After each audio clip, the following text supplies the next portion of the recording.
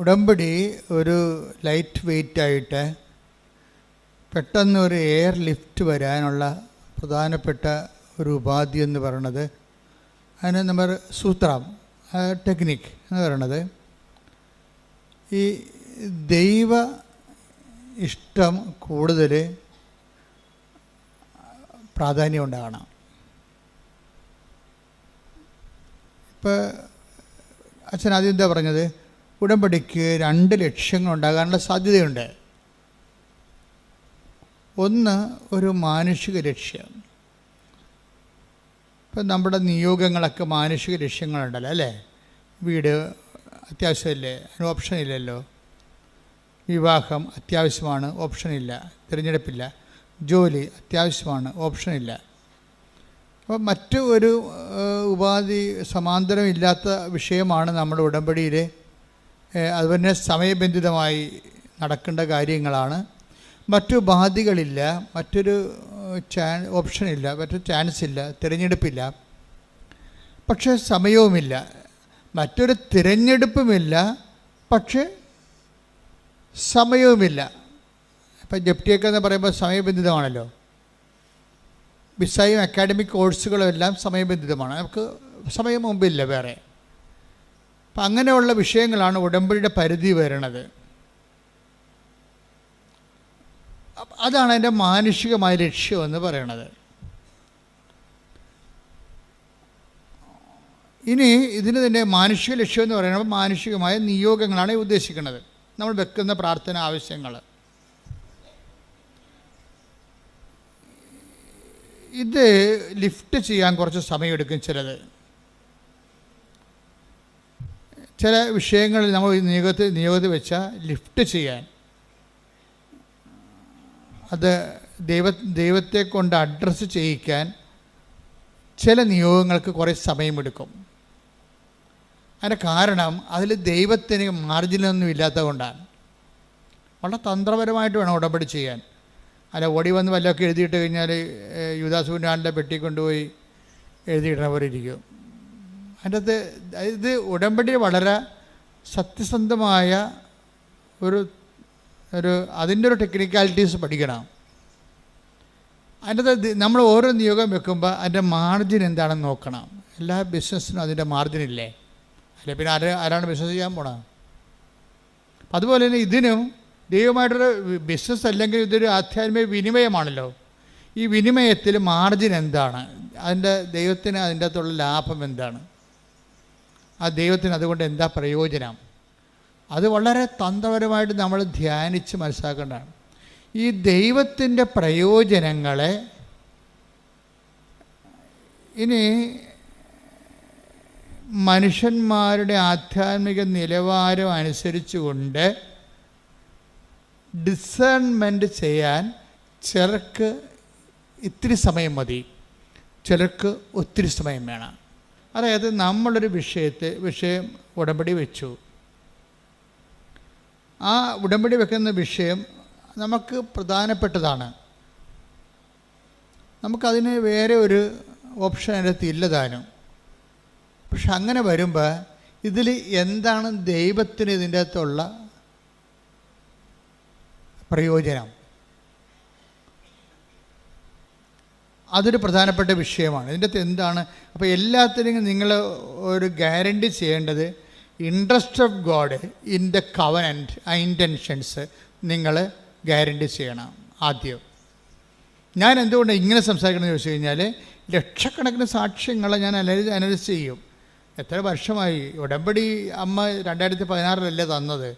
ഈ കൃപാസനം എന്ന് പറഞ്ഞ സംവിധാനം ഉള്ളത് 89 അന്ന് മുതൽ ലക്ഷക്കണക്കിന് മനുഷ്യർ പ്രാർത്ഥിക്കുകയും കൗൺസിൽ ചെയ്യുകയും ഒക്കെ ചെയ്യുമ്പോൾ എനിക്കിതിൻ്റെ ഞാനെല്ലാം നിശ്ചിതമായി നിരീക്ഷിക്കുന്ന ഒരാളാണ്. അപ്പോൾ ഏതാണ് പെട്ടെന്ന് ക്രാക്കാകണത്, പെട്ടെന്ന് ഫയർ ആകണമെന്നൊക്കെ എനിക്ക് ഏറെക്കുറെ ഒരു ഐഡിയ ഉണ്ട്. അതുകൊണ്ടാണ് ഞാൻ നിങ്ങൾ പറയണത്, ഈ സ്പീഡ് ബൗണ്ടാകണമെങ്കിൽ, ഉടമ്പടി സ്പീഡ് ബൗണ്ടാകണമെങ്കിൽ അതിൻ്റെ അകത്ത് ആ വിനിമയത്തിലുള്ള ദൈവത്തിൻ്റെ ഇൻട്രസ്റ്റുകൾ അത് നമ്മൾ ഗ്യാരണ്ടി ചെയ്യണം. ദൈവത്തിൻ്റെ താല്പര്യം എന്ന് വെച്ചാൽ ആ ഒരു വിനിമയം നടന്നാൽ, ഇപ്പം നിനക്ക് കുട്ടി ഉണ്ടായി, ദൈവത്തിന് എന്താ പ്രയോജനം? നീ കൊച്ചിനെ മുടത്തി ഞായറാഴ്ച കുർബാനയെ മുടക്കി നടക്കും. ദൈവത്തിന് നഷ്ടമാണ് വരാൻ പോണത്. മനസ്സിലായില്ലേ? നിനക്കിപ്പോൾ 7 കൊല്ലം ഇപ്പം കൃപാസനത്തിൻ്റെ ഉടമ്പടിയുടെ വിഷയം എന്താണ്? കൃപാസനത്തിൻ്റെ എത്രയെത്ര പ്രാർത്ഥനകൾക്ക് ശേഷമാണ് ദൈവം ഉടമ്പടി തന്നിരിക്കുന്നത്. ആദ്യം ഇവിടെ ഉണ്ടായിരുന്നത് കടലോര കൺവെൻഷനാണ്. കടലിൽ കൺവെൻഷൻ നടത്തിക്കൊണ്ടിടക്കിയിരുന്നു 90 വരെ. 90 തൊട്ട് 2000 വരെ കടലിലായിരുന്നു കൺവെൻഷൻ നടത്തിയത്.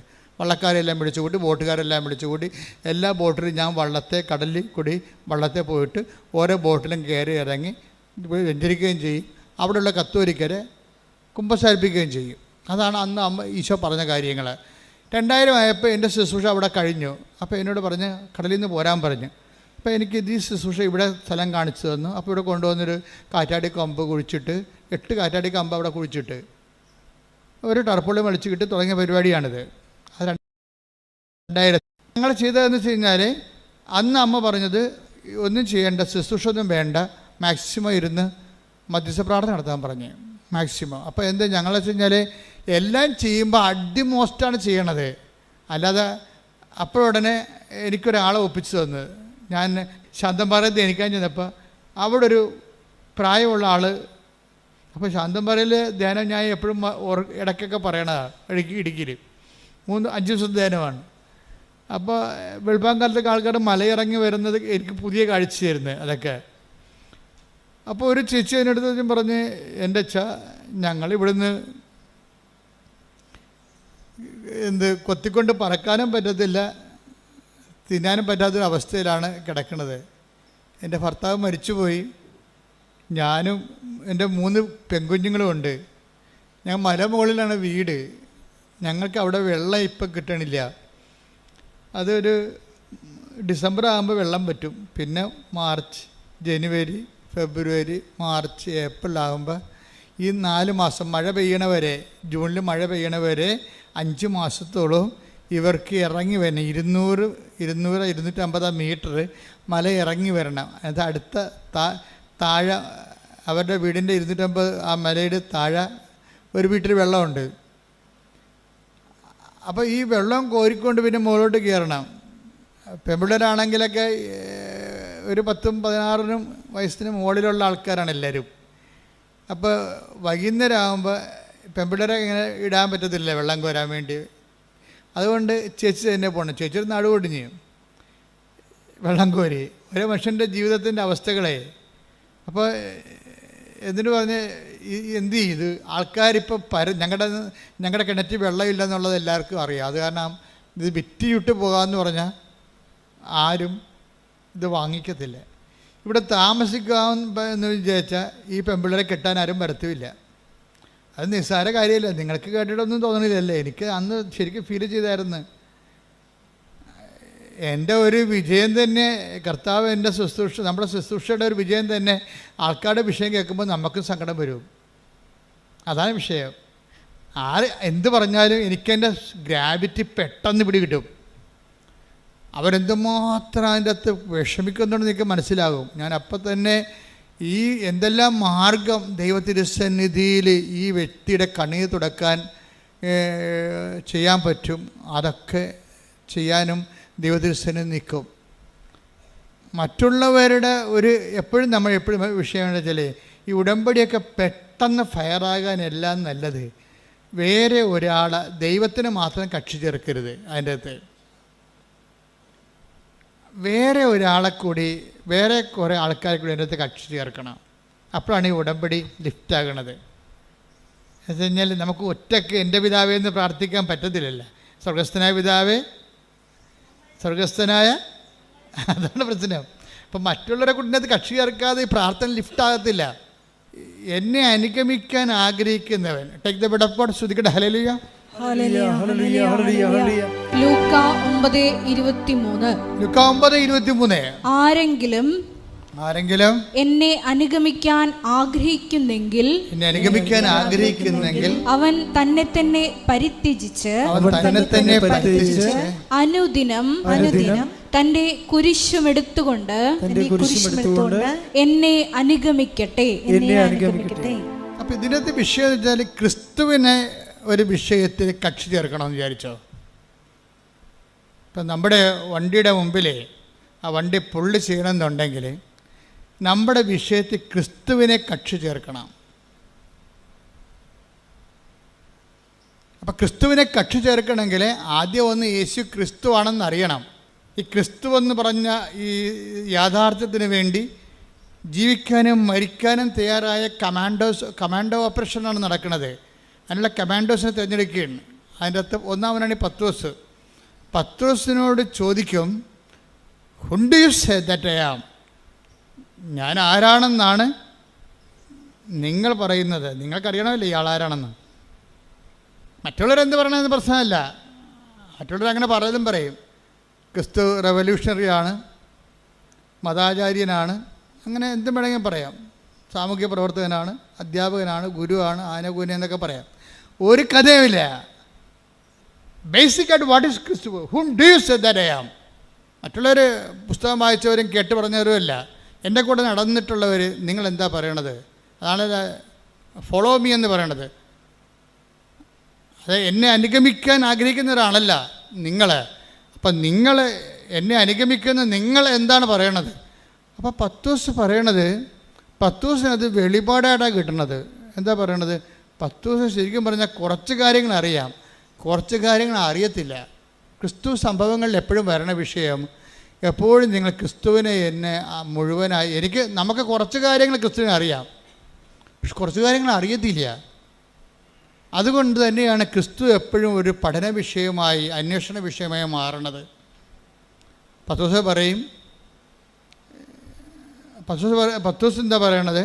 നീ ക്രിസ്തുവാണ് എന്ന് എനിക്ക് ആന്തരികമായ ബോധ്യമുണ്ട്. എന്നുവെച്ചാൽ എൻ്റെ ലോകത്തിൻ്റെയും പാപത്തിൻ്റെ പരിഹാരമാകാൻ വേണ്ടി ദൈവത്താൽ നിശ്ചയിക്കപ്പെട്ട് മുദ്ര വെച്ച് അംഗീകാര മുദ്രയുള്ള ബലിവസ്തുവാണ് നീ. ദൈവത്തിൻ്റെ കുഞ്ഞാടാണ്. അതിൻ്റെ അകത്ത് എല്ലാം ഉണ്ട്. പക്ഷെ മനുഷ്യൻ ചെയ്ത പാപത്തിന് പരിഹാരം ചെയ്യാൻ മനുഷ്യന് പറ്റത്തില്ലല്ലോ. കാര്യം ദൈവത്തോടല്ലേ ചെയ്തത്. ക്രിസ്തുവിൻ്റെ മനുഷ്യാവതാരത്തിൻ്റെ രഹസ്യം എന്താണ്? ക്രിസ്തു എന്തുകൊണ്ട് മനുഷ്യരാകേണ്ട അവസ്ഥ വന്നു? കാര്യം മനുഷ്യനോട് ചെയ്ത പാപത്താണ് നമുക്ക് പരിഹരിക്കാം. ഇപ്പോൾ കോടതിയൊക്കെ പരിഹരിച്ചില്ലേ? വണ്ടി ഇടിച്ച് മരിച്ചു കഴിഞ്ഞാൽ ശരി, അവന് എത്ര വയസ്സുണ്ട്, അവൻ്റെ പ്രൊഫഷൻ എന്താണ്, അവന് എത്ര മക്കളുണ്ട്, അവൻ്റെ പ്രായം എന്താണെന്നൊക്കെ നോക്കിയിട്ട് ജഡ്ജി പറയും ശരി എന്നാൽ 5 ലക്ഷം രൂപ കൊടുക്കുക, അല്ലെങ്കിൽ 50 ലക്ഷം രൂപ കൊടുക്കാൻ പറയും. മനുഷ്യനോട് ചെയ്ത അപരാധത്തിന് കോടതി പരിഹാരമുണ്ട്. പക്ഷേ ഇത് പരിഹാരം അതല്ല. ദൈവം തന്ന കൽപ്പനകൾക്ക് എതിരെ ഒരാൾ പ്രവർത്തിച്ചാൽ അത് ദൈവത്തോട് തന്നെ ചെയ്യണതാണ്.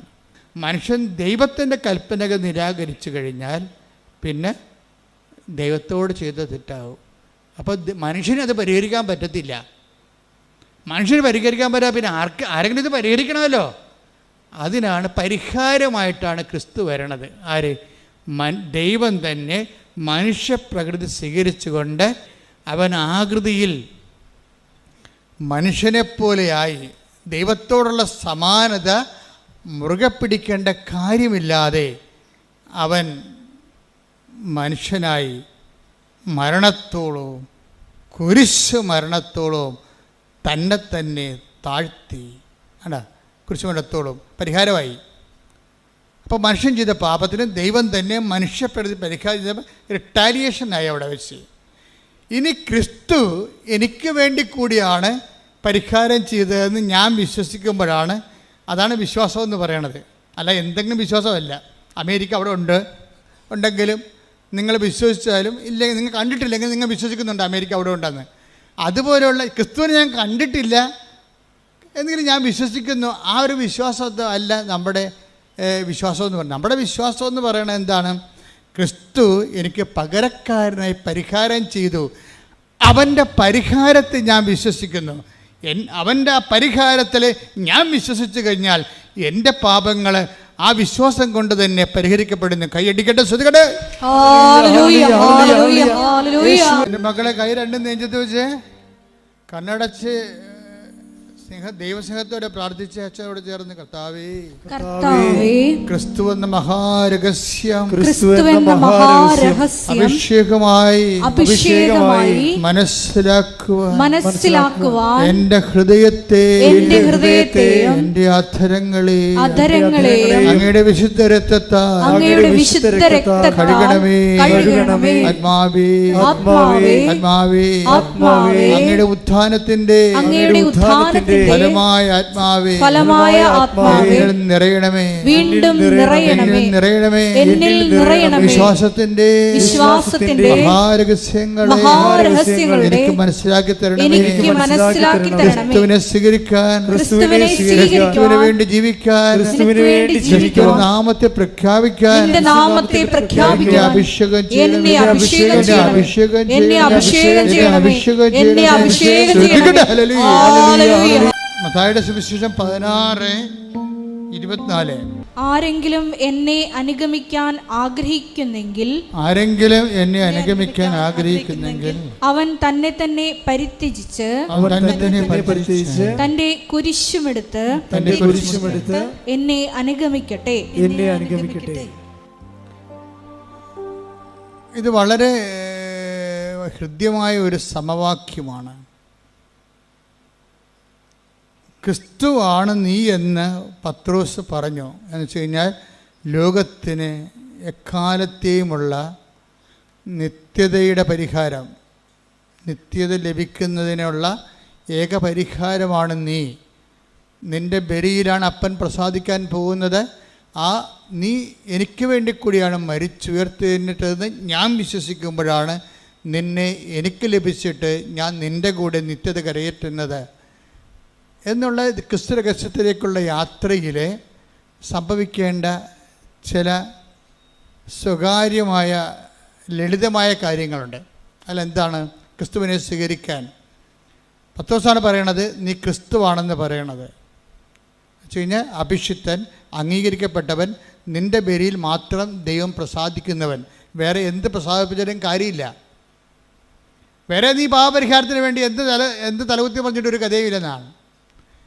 ക്രിസ്തുവിൻ്റെ പരിഹാരത്തോടു കൂടി ബാക്കി മാനവരാശിയുടെ സാംസ്കാരികമായി കണ്ടെത്തിയിട്ടുള്ള മുഴുവൻ പരിഹാരങ്ങളെയും നള്ളിഫൈ ചെയ്യുകയാണ്. മനുഷ്യൻ പരിഹാരത്തിന് എന്തെല്ലാം ചെയ്യുന്നുണ്ട്? ക്രിസ്തു നിനക്ക് വേണ്ടി മരിച്ചു പാപത്തിൻ്റെ പരിഹാരമായി എന്ന് നീ വിശ്വസിക്കുമ്പോൾ ക്രിസ്തു നേടിയെടുത്ത പരിഹാരം നിനക്ക് അവകാശമാക്കണമെങ്കിൽ നിൻ്റെ വിശ്വാസത്തിലൂടെയാണത്. അപ്പം നീ എന്തിലാ വിശ്വസിക്കണത്? ക്രിസ്തുവെന്ന വ്യക്തിയിൽ വിശ്വസിക്കുന്നതിനേക്കാൾ ഉപരി ക്രിസ്തു നിനക്ക് വേണ്ടി പാപപരിഹാരം മരിച്ചുവെന്ന് നീ വിശ്വസിക്കണം. പറഞ്ഞേ, കർത്താവായ ദൈവമേ, എന്റെ പാപപരിഹാരമായി എനിക്ക് പകരക്കാരനായി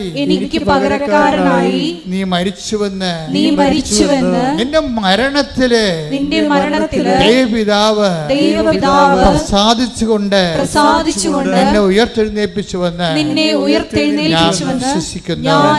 നിന്റെ മരണത്തെ പ്രഖ്യാപിക്കുന്നു, നിന്റെ ഉയർപ്പിൽ വിശ്വസിക്കുന്നു, വരവ് കാത്തിരിക്കുന്ന കർത്താവേ, വിശ്വാസത്തിന്റെ ഈ മഹാരഹസ്യങ്ങളെ അടയാളങ്ങളിലൂടെ ആഘോഷിക്കുവാൻ അഭിഷേകം നൽകണം. ഉടമ്പടി അടയാളങ്ങളുടെ ക്രിസ്തു രഹസ്യത്തിൻ്റെ അടയാളങ്ങളുടെ ആഘോഷമാണ് ഉടമ്പടി. ഇപ്പം ക്രിസ്തു രഹസ്യ ഉടമ്പടിയിൽ എന്താ സംഭവിച്ചിരിക്കുന്നത്? ക്രിസ്തു രഹസ്യമാണ് ആഘോഷിക്കപ്പെടുന്നത് അടയാളങ്ങളിലൂടെ. എന്താണ്? ക്രിസ്തു എനിക്ക് വേണ്ടി മരിച്ചു, എൻ്റെ വിടുതലിൻ്റെ വില കൊടുത്തു, എൻ്റെ വിടുതലിൻ്റെ വില കൊടുത്തു. നിൻ്റെ വിടുതലിൻ്റെ വില കൊടുത്തുകൊണ്ട് നിനക്ക് മരണമില്ല, അവൻ വിശ്വസിക്കുന്നവൻ നിത്യമായി ജീവിക്കുമെന്ന് ഈശോ വാഗ്ദാനം നൽകിയിട്ടുണ്ടെങ്കിൽ, അവൻ്റെ ഉയർപ്പിലൂടെ ആ വാഗ്ദാനത്തെ അവൻ സാധൂകരിക്കുന്നുണ്ടെങ്കിൽ അത് നിനക്ക് നാളെ അവകാശമാകാൻ പോകുമ്പോഴേ നിനക്ക് ഒരു ആധികാരികതയുണ്ട്. എന്താണ്?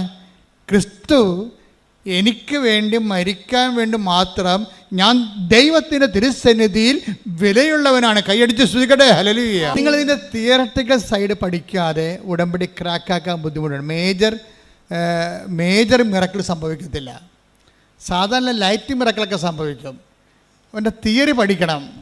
ഇപ്പം ഡ്രൈവർമാരെ നമ്മൾ എടുക്കത്തില്ലേ? ഡ്രൈവർമാരെടുക്കുമ്പോൾ എന്ത് പറയും? നിങ്ങൾ മെക്കാനിസ്റ്റ് ആണെന്ന് ചോദിക്കും ആദ്യം. അയ്യോ മെക്കാനിസ്റ്റ് അല്ല. അപ്പോൾ ഇതിൻ്റെ കൂടെ വണ്ടി ഞാൻ വഴി കിടക്കേണ്ടി വരുമല്ല, നിൻ്റെ കൂടെ നിന്നെ വീട്ടിൽ പോയിക്കൊള്ളാൻ പറയും ഇല്ലേ? ഡ്രൈവർമാരെ നമ്മുടെ ഏത് കമ്പനിക്കാരും ഡ്രൈവർ എടുക്കുമ്പോൾ എന്ത് ചോദിക്കും? നിങ്ങൾ മെക്കാനിസ്റ്റ് ആണെന്ന് ചോദിക്കും. കാരണം ഡ്രൈവർ കം മെക്കാനിസ്റ്റിനാണ് നമുക്കൊരു കോൺഫിഡൻസ് ഉള്ളത്. ഉടമ്പടി പഠിക്കുമ്പോൾ അതിൻ്റെ ഡ്രൈവറായാൽ മാത്രം പോരാ, അത് ചെയ്ത് അനുഷ്ഠിച്ച് ഓരോ കാര്യം അച്ഛൻ ഇവിടുന്ന് പറഞ്ഞു വിടും, ഓരോ കാര്യം നിങ്ങൾ ചെയ്യും, നിങ്ങൾ ഡ്രൈവറാണ് അതിൻ്റെ. പക്ഷേ മെക്കാനിസ്റ്റ് അല്ല. ഉടമ്പടി എങ്ങനെ ക്രാക്കാക്കണം എന്നുള്ളതിൻ്റെ അതിൻ്റെ സൈദ്ധാന്തിക ലെവൽ അറിയണം. അതെന്താണ്? ക്രിസ്തു രഹസ്യങ്ങളുടെ ആഘോഷമാണ്. ക്രിസ്തു രഹസ്യം എന്ന് പറയുന്നത് എന്താണ്? ക്രിസ്തു എനിക്ക് വേണ്ടി പകരക്കാരനായി മരിച്ചു. പറഞ്ഞേ, ക്രിസ്തു എനിക്ക് വേണ്ടി പകരക്കാരനായി മരിച്ചു. എനിക്ക് ലഭിക്കുന്ന ഓരോ കുരിശിലും അവന്റെ നാമത്തോട് ഞാൻ ഐക്യദാർഢ്യം പ്രഖ്യാപിച്ചുകൊണ്ട് അവന്റെ മരണത്തെ ഞാൻ പ്രഖ്യാപിക്കുന്നു. എനിക്ക് ലഭിക്കുന്ന അനുദിന സങ്കടങ്ങളിലൂടെ അവന്റെ മരണത്തെ പ്രഖ്യാപിക്കുമ്പോൾ അങ്ങനെ മരണത്തെ പ്രഖ്യാപിക്കുന്നവർക്ക് അവനോടുകൂടി മരിക്കുന്നവർക്ക് അവന്റെ മരണം വാഗ്ദാനം ചെയ്യുന്ന അവനോടുകൂടിയുള്ള നിത്യജീവിതത്തെ ഞാൻ പ്രഖ്യാപിക്കുന്നു, പ്രത്യാശിക്കുന്നു. ശ്രുതികട hallelujah, hallelujah, hallelujah, hallelujah, hallelujah. യേശുവേ നന്ദി. Hallelujah, hallelujah, hallelujah. നീ എനിക്ക് വേണ്ടി മരിക്കും, നീ എനിക്ക് വേണ്ടി ഉയർത്തി നിൽക്കും, നീ എനിക്ക് വേണ്ടി പാപപരിഹാരമാകും. കാര്യം നീ ക്രിസ്തുവാണ്. ഈ ക്രിസ്തു രഹസ്യത്തെ പ്രഖ്യാപിക്കുമ്പോൾ അത് പകുതിയോളം വെളിപാടാണ് പത്രോസിന്. അപ്പോൾ ഈശോ പറഞ്ഞുകൊണ്ട് ശമയോൻ പറഞ്ഞു, ഫാദർ ഇൻ ഹെവൻ എന്ന് ഈശോ പറയുന്നുണ്ട്. എന്താ പറയണത്? ഈ ഇത്രയും നീ ക്രിസ്തുവാണെന്ന് പറഞ്ഞ അത്രയും കാര്യങ്ങളില്ലേ, അത് നീ പഠിച്ചതല്ല, നിന്നെ പഠിപ്പിച്ചതാണ്. നീ അത് പഠിച്ചതല്ല, അത് നീ പഠിപ്പിച്ചതാണ്. ആരാണ്? എൻ്റെ സ്വർഗസ്ഥനായ പിതാവ്. ദൈവവേദനേ, നിന്നെ ക്രിസ്തുവിനെ പഠിക്കണമെന്നുണ്ടെങ്കിൽ നിനക്ക് ദൈവപിതാവിൻ്റെ സഹായം വേണ്ടി വരും. പ്രാർത്ഥിക്കുക, കർത്താവേ അങ്ങേ പിതാവിന്റെ സഹായത്താൽ പത്രോസിനെ പോലെ അങ്ങേ പഠിക്കാനുള്ള വെളിപാടിന്റെ ദൈവസ്നേഹത്താൽ എന്നെ അഭിഷേകം ചെയ്യണമേ. പത്രോസ് അതിൻ്റെ ക്രിസ്തു മഹാരഹസ്യത്തിൻ്റെ വാതിക്കലെത്തി അങ്കണത്തിലേക്ക് പ്രവേശിച്ചു എന്ന് ഈശോയ്ക്ക് മനസ്സിലായി. അപ്പോൾ പത്രോസ് പറയും, it is flesh and blood that reveals you. ഇത് നിൻ്റെ മാംസവും രക്തവുമല്ല, നിൻ്റെ അറിവല്ല. ഇത് അപ്പ നിന്നോട് പറഞ്ഞിട്ടുണ്ട് എന്നെക്കുറിച്ച്. Though now you got the pass, നിനക്ക് പ്രവേശന അനുമതി ലഭിച്ചു. അപ്പോൾ ഇത് ഭയങ്കര സംഭവം. ക്രിസ്തു ഉടനെ പത്രോസിനെ മനസ്സിലാക്കി. എന്താ പറഞ്ഞത്? ഇത് നിനക്ക് ഇതിൻ്റെ കഴിവില്ലെന്ന് എനിക്കറിയാം, നീ അത്രയും പഠിച്ചിട്ടില്ല എൻ്റെ രഹസ്യം. പക്ഷെ അപ്പ നിനക്ക് ക്രിസ്തു രഹസ്യത്തിൻ്റെ ഒരു സൗധങ്ങളിലേക്ക് പ്രവേശിക്കാൻ വേണ്ടി അപ്പ നിനക്ക് പ്രവേശന പാസ് തന്നിട്ടുണ്ട്. Now I know it. ഇപ്പം എനിക്ക് മനസ്സിലായി. ഇനി എനിക്ക് നിന്നോട് കുറച്ച് കാര്യം പറയാനുണ്ട്. നിന്നോടും നിന്നെപ്പോലെ കമാൻഡോയാകാൻ വേണ്ടി ദൈവം വിളിച്ചവരോടെല്ലാം പറയാം. നീ എന്നെയാണ് അനുഗമിക്കാൻ ആഗ്രഹിക്കുന്നുണ്ടെങ്കിൽ എന്തു ചെയ്യണം? ഫസ്റ്റ് ടൈം എന്തു ചെയ്യണം? സ്വയം പരിത്യജിക്കണം. നിൻ്റെ വിഷയങ്ങളല്ല. എങ്ങനെയാണ് പെട്ടെന്ന് ഉടമ്പടി ക്രാക്കാകണം നിങ്ങളോട് പറയണ ഞാൻ. ക്രിസ്തു രഹസ്യത്തെ താത്വികമായിട്ടും സൈദ്ധാന്തികമായിട്ടും സൂക്ഷ്മതയോടെ പരിശോധിച്ചിട്ട് നിങ്ങൾ ഇംപ്ലിമെൻ്റ് ചെയ്യണം. എന്താണ്? ഇതിൻ്റെ അകത്ത് സ്വയം കണ്ടൻറ്റുകൾ ഉണ്ടാവും എപ്പോഴും. സ്വയം എന്ന് തന്നെ ഈ സ്വയം എന്ന് പറയുമ്പോൾ എല്ലാ ഇൻറ്റൻഷനിലുള്ള സ്വയം നീ നോക്കിയെടുക്കണം. അതിനകത്ത് ക്രിസ്തുവിനെ കക്ഷിയാക്കണമെങ്കിൽ എന്താ മാർഗം? ഇത് എയർലിഫ്റ്റ് ചെയ്യണ്ടേ നിൻ്റെ നിയോഗങ്ങൾ? അതിന് ക്രിസ്തു കക്ഷിയാകണ്ടേ? അതിനകത്ത് സ്വയം ഉണ്ടാകുന്ന നോക്കിയെടുക്കണം. ഇപ്പോൾ ഉദാഹരണം, നിനക്ക് കുട്ടിയെ വേണം, നിനക്ക് കുട്ടിയില്ല. കാര്യം 23 വർഷമാണ് മക്കളില്ലാത്തവരെ ഈ ആൾക്കാരെ ഒറ്റ ഉടമ്പടി കൊണ്ട് 90 ദിവസത്തിനുള്ള ഒരു പ്രഗ്നൻ്റായിട്ടുണ്ട്. അങ്ങനെ പല കേസുകളുണ്ട്. ഇത് തന്നെയാണ് എല്ലാ കേസിൻ്റെ അവസ്ഥ. ലോകം കൈവിട്ട് ലോകത്ത് ജീവിച്ചിട്ട് വ്യത്യസ്തങ്ങളായ പ്രാർത്ഥനാ രീതികൾ നീ അവലംബിച്ചിട്ട് അവിടെ ആൻസർ കിട്ടാത്ത കാര്യം ഉടമ്പടി ആൻസറുണ്ടെന്ന് വെച്ചാൽ അതിൻ്റെ പ്രൂഫ് നിങ്ങൾക്ക് നോക്കിയാൽ മതി. ഓരോ ഉടമ്പടി സാക്ഷ്യത്തിൽ നോക്കിയാൽ മനസ്സിലാവും. അപ്പോൾ ഇതൊരു ലാസ്റ്റ് ഓപ്ഷൻ, ലാസ്റ്റ് അബോർഡാണ്. അവസാന കൂടാരത്തിലേക്ക് ദൈവം നിന്നെ കൊണ്ടുവന്നിരിക്കുകയാണ്. പക്ഷേ ഈ കൂടാരത്തേക്ക് വരുമ്പോൾ നീ ഇതിനെ ഈസിയായിട്ട് കണ്ടാൽ നീ ഒരു പൊട്ടൻ ക്രിസ്ത്യാനിയായിട്ട് മാറുക എന്ന് വെച്ച് കഴിഞ്ഞാൽ ഇതിനെക്കുറിച്ച് കഥ അറിയാൻ പറ്റാതെ എന്നെ ആരാണ്ടൊക്കെ പറഞ്ഞ പോലെ എന്തൊക്കെ കാണിച്ചു വെച്ചിട്ട് പോകും. ഇത് വർക്കൗട്ട് ചെയ്ത് കറക്റ്റ് ചെയ്യത്തില്ല. ഇതിൻ്റെ രഹസ്യം മനസ്സിലാക്കിയിട്ട് നീ എന്താ ചെയ്യേണ്ടത്? ഈ സ്വയം എന്നുള്ള ക്രിസ്തുവിനെ നീ സ്വീകരിക്കണം. നീ ഉടമ്പടിയിൽ എനിക്ക് IELTS പാസ്സാകണം, അല്ലെങ്കിൽ എൻ്റെ ക്യാൻസർ 4ാം സ്റ്റേജ് എൻ്റെ രോഗം സുഖപ്പെടണം, അങ്ങനെ ക്യാൻസർ 4ാം സ്റ്റേജൊക്കെ ഒത്തിരി സൗഖ്യങ്ങൾ ഉടമ്പടിയിലൊക്കെ നമ്മുടെ യൂട്യൂബിൽ കിടപ്പുണ്ട്, ഉടമ്പടിയിലൂടെ ലഭിച്ചത്. 75 കൊല്ലമായിട്ട് ഭാഗോടമ്പടി നടക്കാതെയൊക്കെ ഒറ്റ ആഴ്ചക്കൂടെ ഭാഗോടമ്പടി നടക്കും. ഇതൊക്കെ സിമ്പിളാണ് കാര്യം. പക്ഷേ നീ ഇതിനാണ് പ്രാധാന്യം കൊടുക്കണമെങ്കിൽ അതിൻ്റെ അകത്തൊരു സ്വയമുണ്ട്.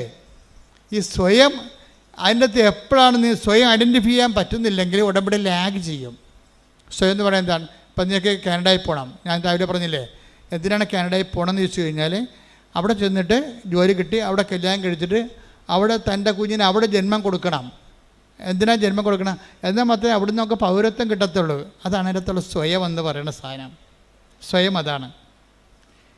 സ്വയം അത് ദൈവഹിതത്തിന് വിടണം. മനസ്സിലായില്ലേ? അവിടെ കയറി പിടിച്ചു കഴിഞ്ഞാൽ പക്ഷേ എന്നിട്ട് നീ എന്ത് ചെയ്യണം? കുരിശെടുക്കണം. സ്വയം പരിചയിച്ചിട്ട് എന്ത് ചെയ്യണം? സ്വയം പരിചയിച്ചുകൊണ്ട് മാത്രമല്ല, അവിടെ ദൈവഹിതത്തിന് അത് എന്തും സംഭവിക്കട്ടെ, അത് കോംപ്രമൈസ്, അത് നീ ദൈവം എന്ത് തീരുമാനിക്കുന്നു അവിടെ ഒരു കോംപ്രമൈസ് ചെയ്യാൻ തയ്യാറാണെന്ന് ആദ്യമേ കൈപൊക്കി പറഞ്ഞേക്കണം. കർത്താവേ, ഇതാണ് എൻ്റെ സ്വയം, പക്ഷേ ഇതേ സമയത്ത് അറ്റ് എനി കോസ്റ്റ് പരിത്യജിക്കാൻ ഞാൻ തയ്യാറാണ് എന്ന് പറഞ്ഞ്, കർത്താവേ എൻ്റെ നിയോഗത്തിൽ എഴുതിയിരിക്കുന്നതാണ് എൻ്റെ സ്വയം. അത് നിന്നെ സ്വീകരിക്കാൻ വേണ്ടി ഏതൊത്തുതീർപ്പിനും ഞാൻ തയ്യാറാണ്. അപ്പൊ ഈ സ്വയം ക്രിസ്തുവിനെ സ്വീകരിക്കാൻ വേണ്ടി കുപ്പയായിട്ട് കരുതാൻ നമുക്ക് കഴിഞ്ഞാൽ ഇത് പെട്ടെന്ന് ലിഫ്റ്റാവും. എന്ന് വെച്ച് കഴിഞ്ഞാൽ പിന്നെ എന്ത് ചെയ്യണം? അതിൻ്റെ അകത്തൊരു ക്രോസ് കണ്ടൻറ്റ് നിങ്ങൾ ആഡ് ചെയ്യണം. ക്രോസ് കണ്ടൻറ്റ് എന്ന് പറയുന്നത് എന്താണ്? എന്നെ അനുഗമിക്കാൻ ആഗ്രഹിക്കുന്നവൻ സ്വയം പരിത്യജിക്കുക. പിന്നെ എന്താണ്? കുരിശമെടുത്തുകൊണ്ട് കൂടെ വരിക. അപ്പോഴാണ് ഈ ക്രിസ്തു എന്ന് പത്രോസ് പറഞ്ഞ സംഭവം ഇവനെ അവകാശം ഓഹരിമാക്കാനുള്ള സൊല്യൂഷൻസിൻ്റെ ഇക്വേഷൻസ് പറയുകയാണ് ഈശോ. എന്താണ്? അതിനൊന്ന് ക്രിസ്തുവിനെ സ്വീകരിക്കാൻ എന്ത് ചെയ്യണം? സ്വയം എന്നുള്ള സംഭവം എല്ലാത്തിൻ്റെ അകത്ത് സ്വയം ഉണ്ടാകും. ഇപ്പം നിനക്കൊരു കുഞ്ഞിനെ വേണം, ദാറ്റ്സ് ഓക്കെ, ന്യായമായ ആവശ്യമാണ്. കുഞ്ഞിനെ കിട്ടുമ്പോൾ അതിൻ്റെ അകത്തൊരു സ്വയമുണ്ട്. എന്താ കാര്യം? ഇനി കുഞ്ഞിനെ സംബന്ധിച്ചിടത്തോളം കുഞ്ഞിനെ കിട്ടിയാൽ ചിലപ്പോൾ ചില പെണ്ണുങ്ങൾക്ക് ഇതുവരെയുള്ള ക്രിസ്തുവിനെ നഷ്ടപ്പെടാൻ സാധ്യതയുണ്ട്. അങ്ങനെ സംഭവിക്കും. അതെന്താണ്? ഞാൻ എപ്പോഴും പറയുന്ന എൻ്റെ ഒരു അനുഭവമുണ്ട്. ഞാൻ ഇടവക ഒന്നും പറയണില്ല. ഞാൻ ഇടവക ഇരിക്കുമ്പോൾ എപ്പോഴും ഒരു ചേടുത്തി വരുമായിരുന്നു 2 പെൺകുഞ്ഞുങ്ങളുമായിട്ട്.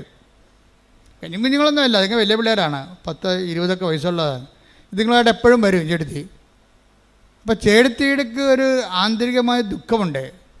അപ്പോൾ അത് എൻ്റെ മനസ്സിൽ പലപ്പോഴും ഫീൽ ചെയ്തിട്ടുണ്ട്. ഇവരുടെ സംസാരം സ്കാൻ ചെയ്യുമ്പോൾ എപ്പോഴും ഇവരുടെ ആന്തരികമായ ദുഃഖം എനിക്ക് മനസ്സിലായിട്ടുണ്ട്. കാര്യം വെച്ചാൽ ഈ പെൺപിള്ളേരൊക്കെ 2 പേരും കല്യാണം കഴിപ്പിച്ച് വിടും. പിന്നെ തനിക്ക് ഒരു കൊച്ചില്ലല്ല എന്നുള്ള ഒരു ദുഃഖം ഇവർക്കുണ്ട്. അത് ഭയങ്കര ദുഃഖമാണത് ശരിക്കും പറഞ്ഞാൽ. ചിലർക്ക് ദുഃഖമില്ല. കാര്യം കുടുംബങ്ങളൊക്കെ ഇപ്പോൾ നടത്തിക്കൊണ്ട് പോകുന്നത് പെൺപിള്ളേരല്ലേ പലതും. അപ്പം ചിലർക്ക് അത് ഭയങ്കര പെൺപിള്ളേരില്ലാത്തതായിരിക്കും ദുഃഖം, ചിലർക്ക് ആൺപിള്ളേർ ഇല്ലാത്തവർക്കും ദുഃഖം. അത് അവരെ ആശ്രയിക്കുന്ന വിഷയമാണ്. രണ്ടും ശരിയാണോ തെറ്റാണോ ചോദിച്ചു കഴിഞ്ഞാൽ അത് ഡിഫേഴ്സ്, ഓരോരുത്തരെ ആശ്രയിച്ചിരിക്കുക. അപ്പോൾ ഈ ചേച്ചിയെ സംബന്ധിച്ചിടത്തോളം 2 നല്ല ഇടിവെട്ട് പെൺപിള്ളേരുണ്ട്. അവർ ആൺപിള്ളേരേക്കാൾ അടിപൊളി പിള്ളേരാണ്. എന്ത് കാര്യം ചെയ്യാനും, ഏത് വണ്ടിക്ക് പോകാനും, എന്ത് കാര്യം സഹായിക്കാനും ചെയ്യാം. പക്ഷേ ഷീസ് നോട്ട് സാറ്റിസ്ഫൈഡ്. എന്താണെന്ന് വെച്ചാൽ അവർക്ക് സങ്കടമുള്ളതെന്ന് വെച്ച് കഴിഞ്ഞാൽ അവർക്കൊരു ആൺകുഞ്ഞുണ്ടായിരുന്നതാണ് പണ്ട്. ഇത് കുറേ നാളായിട്ട് കുഞ്ഞുങ്ങളില്ലായിരുന്നിട്ട് ഈ പെൺകുഞ്ഞുങ്ങൾ ജനിക്കണ മുമ്പ് അവർക്ക് ആൺകുഞ്ഞ് ജനിച്ചതാണ്. നല്ല മുഴുമുടക്കനായ നല്ല വെണ്ണപ്പരുവത്തിൻ്റെ കൊച്ചാണ് ജനിച്ചത്. പക്ഷേ എന്നാ പറ്റിയിരിക്കണമെന്ന് വെച്ച് കഴിഞ്ഞാൽ അതോടുകൂടി ഇവരുടെ കാര്യത്തിലൊരു തീരുമാനം ഉണ്ടാവും. ഇവർ ദൈവത്തിൻ്റെ കാലെ പിടിച്ച് ഈ കൊച്ചിനെ സംഘടിപ്പിച്ചെടുത്ത് പിന്നെ ഒരു കാര്യമുണ്ട്. പിന്നെ എന്താണ്? ആ കൊച്ചിന് വീട്ടിൽ ആരെക്കൊണ്ടും കൈ തുടിക്കത്തില്ല. അപ്പോൾ അവിടെ ലക്ഷണം മാറി. അതാണ് സ്വയം എന്ന് പറയണത്. ഈ കരഞ്ഞ കൂവിയൊക്കെ ഇവിടെ കൂടെ നടക്കുമ്പോൾ ഞാൻ മൈൻഡ് ചെയ്യാത്തത് എന്താണ്? ഈ പിശാചിനെ എനിക്കറിയാം.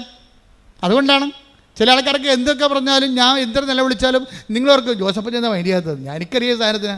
കാര്യം ഇതോടുകൂടി ഇവളുടെ കാര്യം തീരുമാനമാകാൻ പോകും. ഇവിടെ ദൈവത്തിൽ നിന്ന് പോകാൻ പോവുകയാണ്.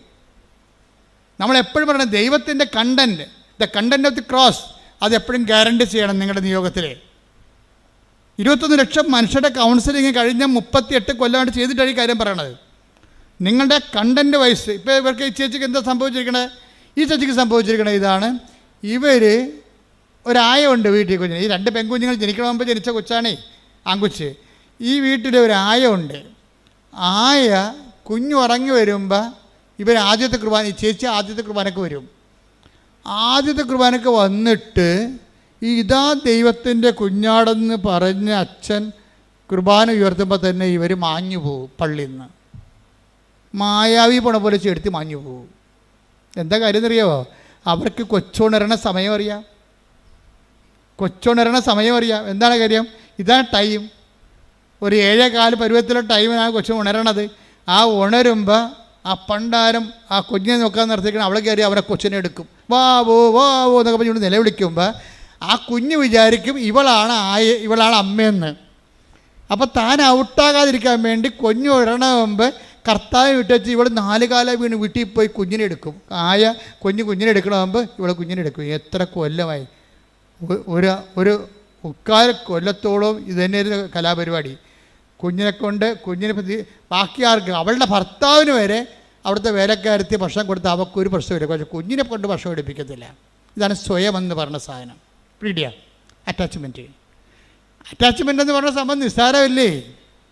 അത് ആരോടെ, വീട്ടുകാരോടായാലും ശരി, അമ്മയോടായാലും ശരി, അപ്പനോടായാലും ശരി, അതായത് ക്രിസ്തുവിനെ നിർത്തിക്കൊണ്ട് വേറൊരു അറ്റാച്ച്മെൻറ്റിന് നമ്മൾ തയ്യാറായാൽ പിന്നെ ക്രിസ്തുവിനെ നിങ്ങൾ അവിടെ നോക്കേണ്ട കാര്യമില്ല.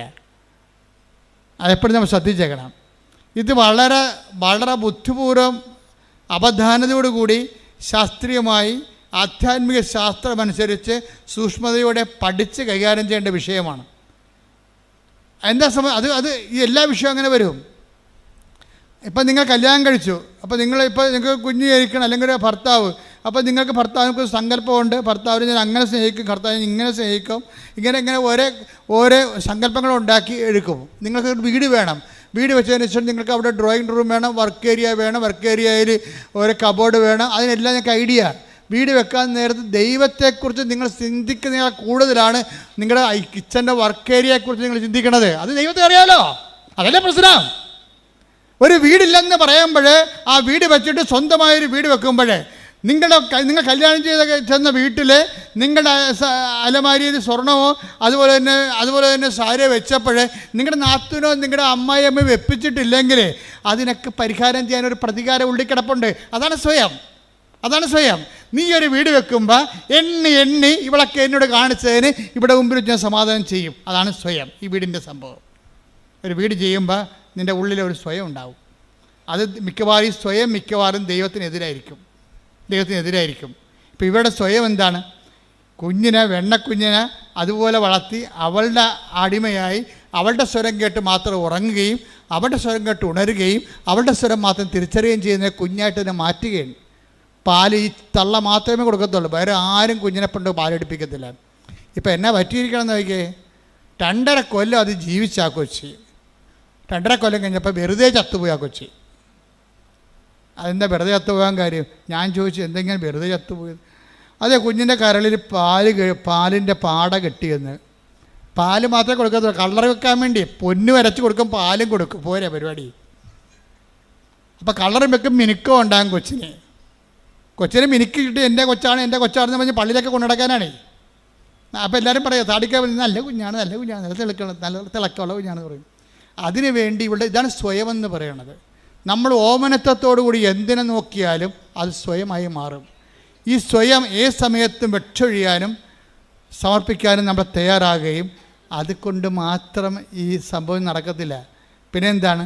ഒരു കുരിശ് ഇതിനകത്ത് നമ്മൾ അക്സെപ്റ്റ് ചെയ്യുകയും ചെയ്യണം. നിങ്ങളുടെ എല്ലാ നിയോഗങ്ങളിലും ഒരു കുരിശുണ്ടാകണം. ഇന്നലെ ഇവിടെ ഒരു സാക്ഷി ഒരു മോള് പറഞ്ഞ്, അവളെന്താ പറഞ്ഞെന്നറിയാമോ? എനിക്ക് വലിയ കാശൊന്നുമില്ല, IELTS OIT ഒക്കെ പഠിക്കാനോ ഇനിയും തോറ്റാലൊക്കെ വീണ്ടും എഴുതി കൊടുക്കാനൊക്കെ എൻ്റെ കാശില്ല. അപ്പം ഞാൻ കർത്താവിനൊരു കാര്യം പറഞ്ഞിട്ടുണ്ട്, നീ എന്നെ ഒറ്റ ജയിപ്പിക്കലേക്കാണ്ട് ജയിപ്പിച്ചതാ, നിന്നോട് ഞാനൊരു കുരിശെടുത്ത കാര്യം പറയാം. എന്താ കുരിശ്? ഈ കാശ് OIT എഴുതാൻ കാശില്ലാത്ത പിള്ളേരെയില്ലേ, അവരെ ഞാൻ തിരക്ക് നടന്ന് പിടിപ്പിച്ചിട്ട് അവരെ ഞാൻ പഠിപ്പിച്ചോളാം. അവരെ കാശ് മുടക്കാതെ തന്നെ പഠിപ്പിച്ചിട്ട് ഞാൻ പരീക്ഷ എഴുതിക്കൊള്ളാം. എന്താണ്? ആ ഒരു കുരിശാണ് എടുക്കുന്ന ആ സാധനം. ക്രിസ്തുവിനെ സ്വീകരിക്കുമ്പോൾ വേറെ ഒരു കുരിശ് നമ്മൾ അക്സെപ്റ്റ് ചെയ്യണം. ഇപ്പോൾ ചിലർക്ക് ജെറോം പഠിക്കാൻ പറ്റത്തില്ല, ചിലർ ഭയങ്കര കാഴ്ചയായിരിക്കും. അപ്പോൾ ഒരാൾ ചിലർ പറയും ഞാൻ പഠിപ്പിച്ചാൽ നിന്നെ, നീ പഠിക്കണ്ട, നീ 5 പൈസ മുടക്കണ്ട, നീ ഞാൻ പറഞ്ഞ പോലെ പഠിച്ചാൽ മതി. അതാണ് അത് കുരിശെടുക്കുക. വെച്ചാൽ മറ്റുള്ളവരുടെ, നമുക്ക് കുരിശെന്ന് പറഞ്ഞാൽ എന്താണ്?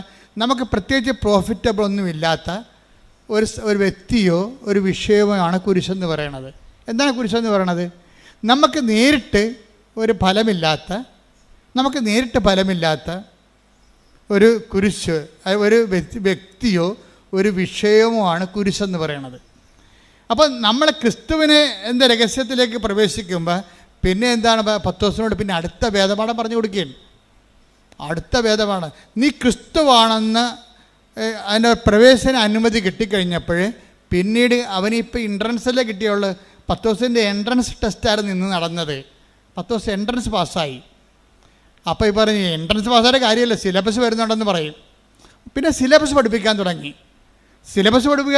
പുള്ളി പറഞ്ഞ് എനിക്ക് പഠിക്കാൻ പറ്റത്തില്ല, നീ പഠിക്കേണ്ട, ഇത് നമ്മൾ രണ്ടും കൂടി പഠിക്കാതിരുന്നാൽ മതി എന്ന് പറഞ്ഞു. എന്താ? മനുഷ്യപുത്രൻ ശത്രുകരങ്ങൾ ഏൽപ്പിക്കപ്പെടും, അതല്ലേ പറഞ്ഞത് ഇന്ന്. മാറ്റി നിർത്തി ഇത് നീ ക്രിസ്തുവാണെന്ന് പറഞ്ഞപ്പോൾ തന്നെ എൻട്രൻസ് ഇവൻ പാസ്സായി. പക്ഷേ ഇവന് സിലബസ് പഠിപ്പിക്കാൻ തുടങ്ങിയപ്പോൾ എന്താ സിലബസിലുള്ള എന്താണ്? നമ്മൾ ജെറുസലേമിലേക്ക് പോവുകയാണ്.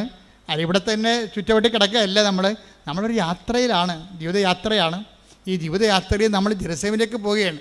ജെറുസലേം എന്ന് പറഞ്ഞാൽ എന്താണ്? നിത്യതയിലേക്ക് നമ്മൾ പോവുകയാണ്. നമ്മൾ നിത്യതയിലേക്ക് പോകുമ്പോൾ കുറച്ച് കാര്യങ്ങളൊക്കെ നമ്മൾ ശ്രദ്ധിക്കണം. നിത്യതയിലേക്കുള്ള വഴി പിന്നെ തുടങ്ങുകയാണ്. എൻട്രൻസ് പാസ്സായി കഴിഞ്ഞപ്പോൾ നിത്യതയിലേക്കുള്ള സിലബസ് വെക്കും ഈശോ. അതെന്താ സിലബസ്? എന്താ?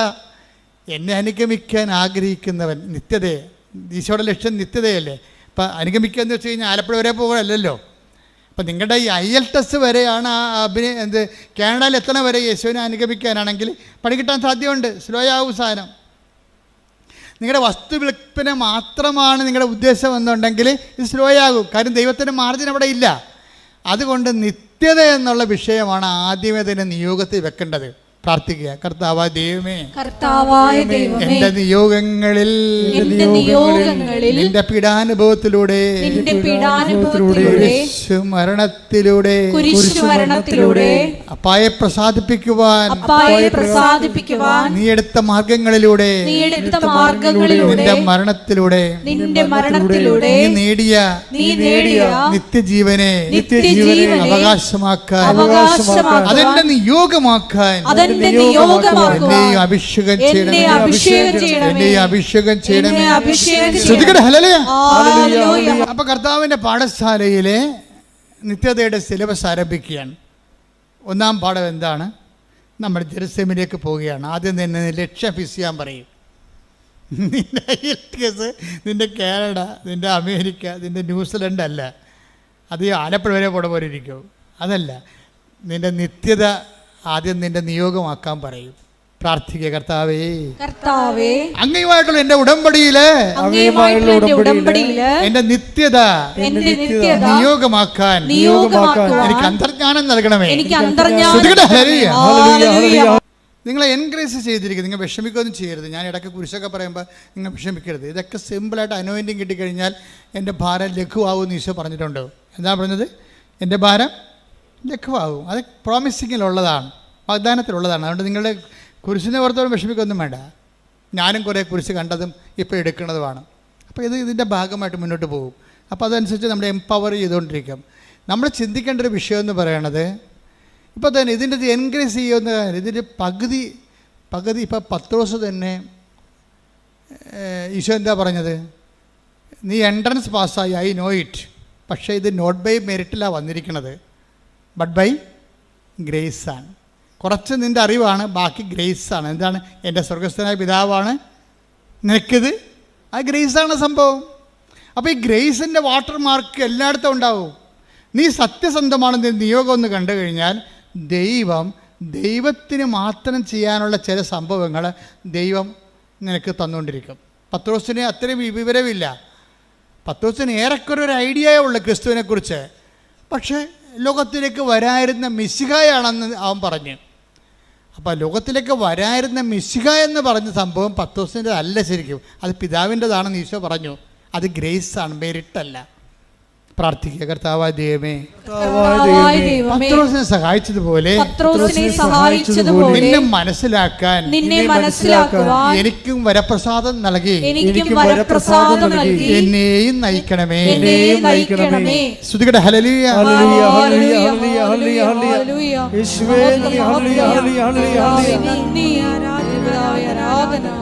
ഇനി നമ്മുടെ യാത്ര ഇത്തിരി ദൂരമുണ്ട്. ഏതാണ്? We are going to Jerusalem. എന്ത് ജെറുസലേമാണ്? സ്വർഗീയ ജെറുസലേമാണ്.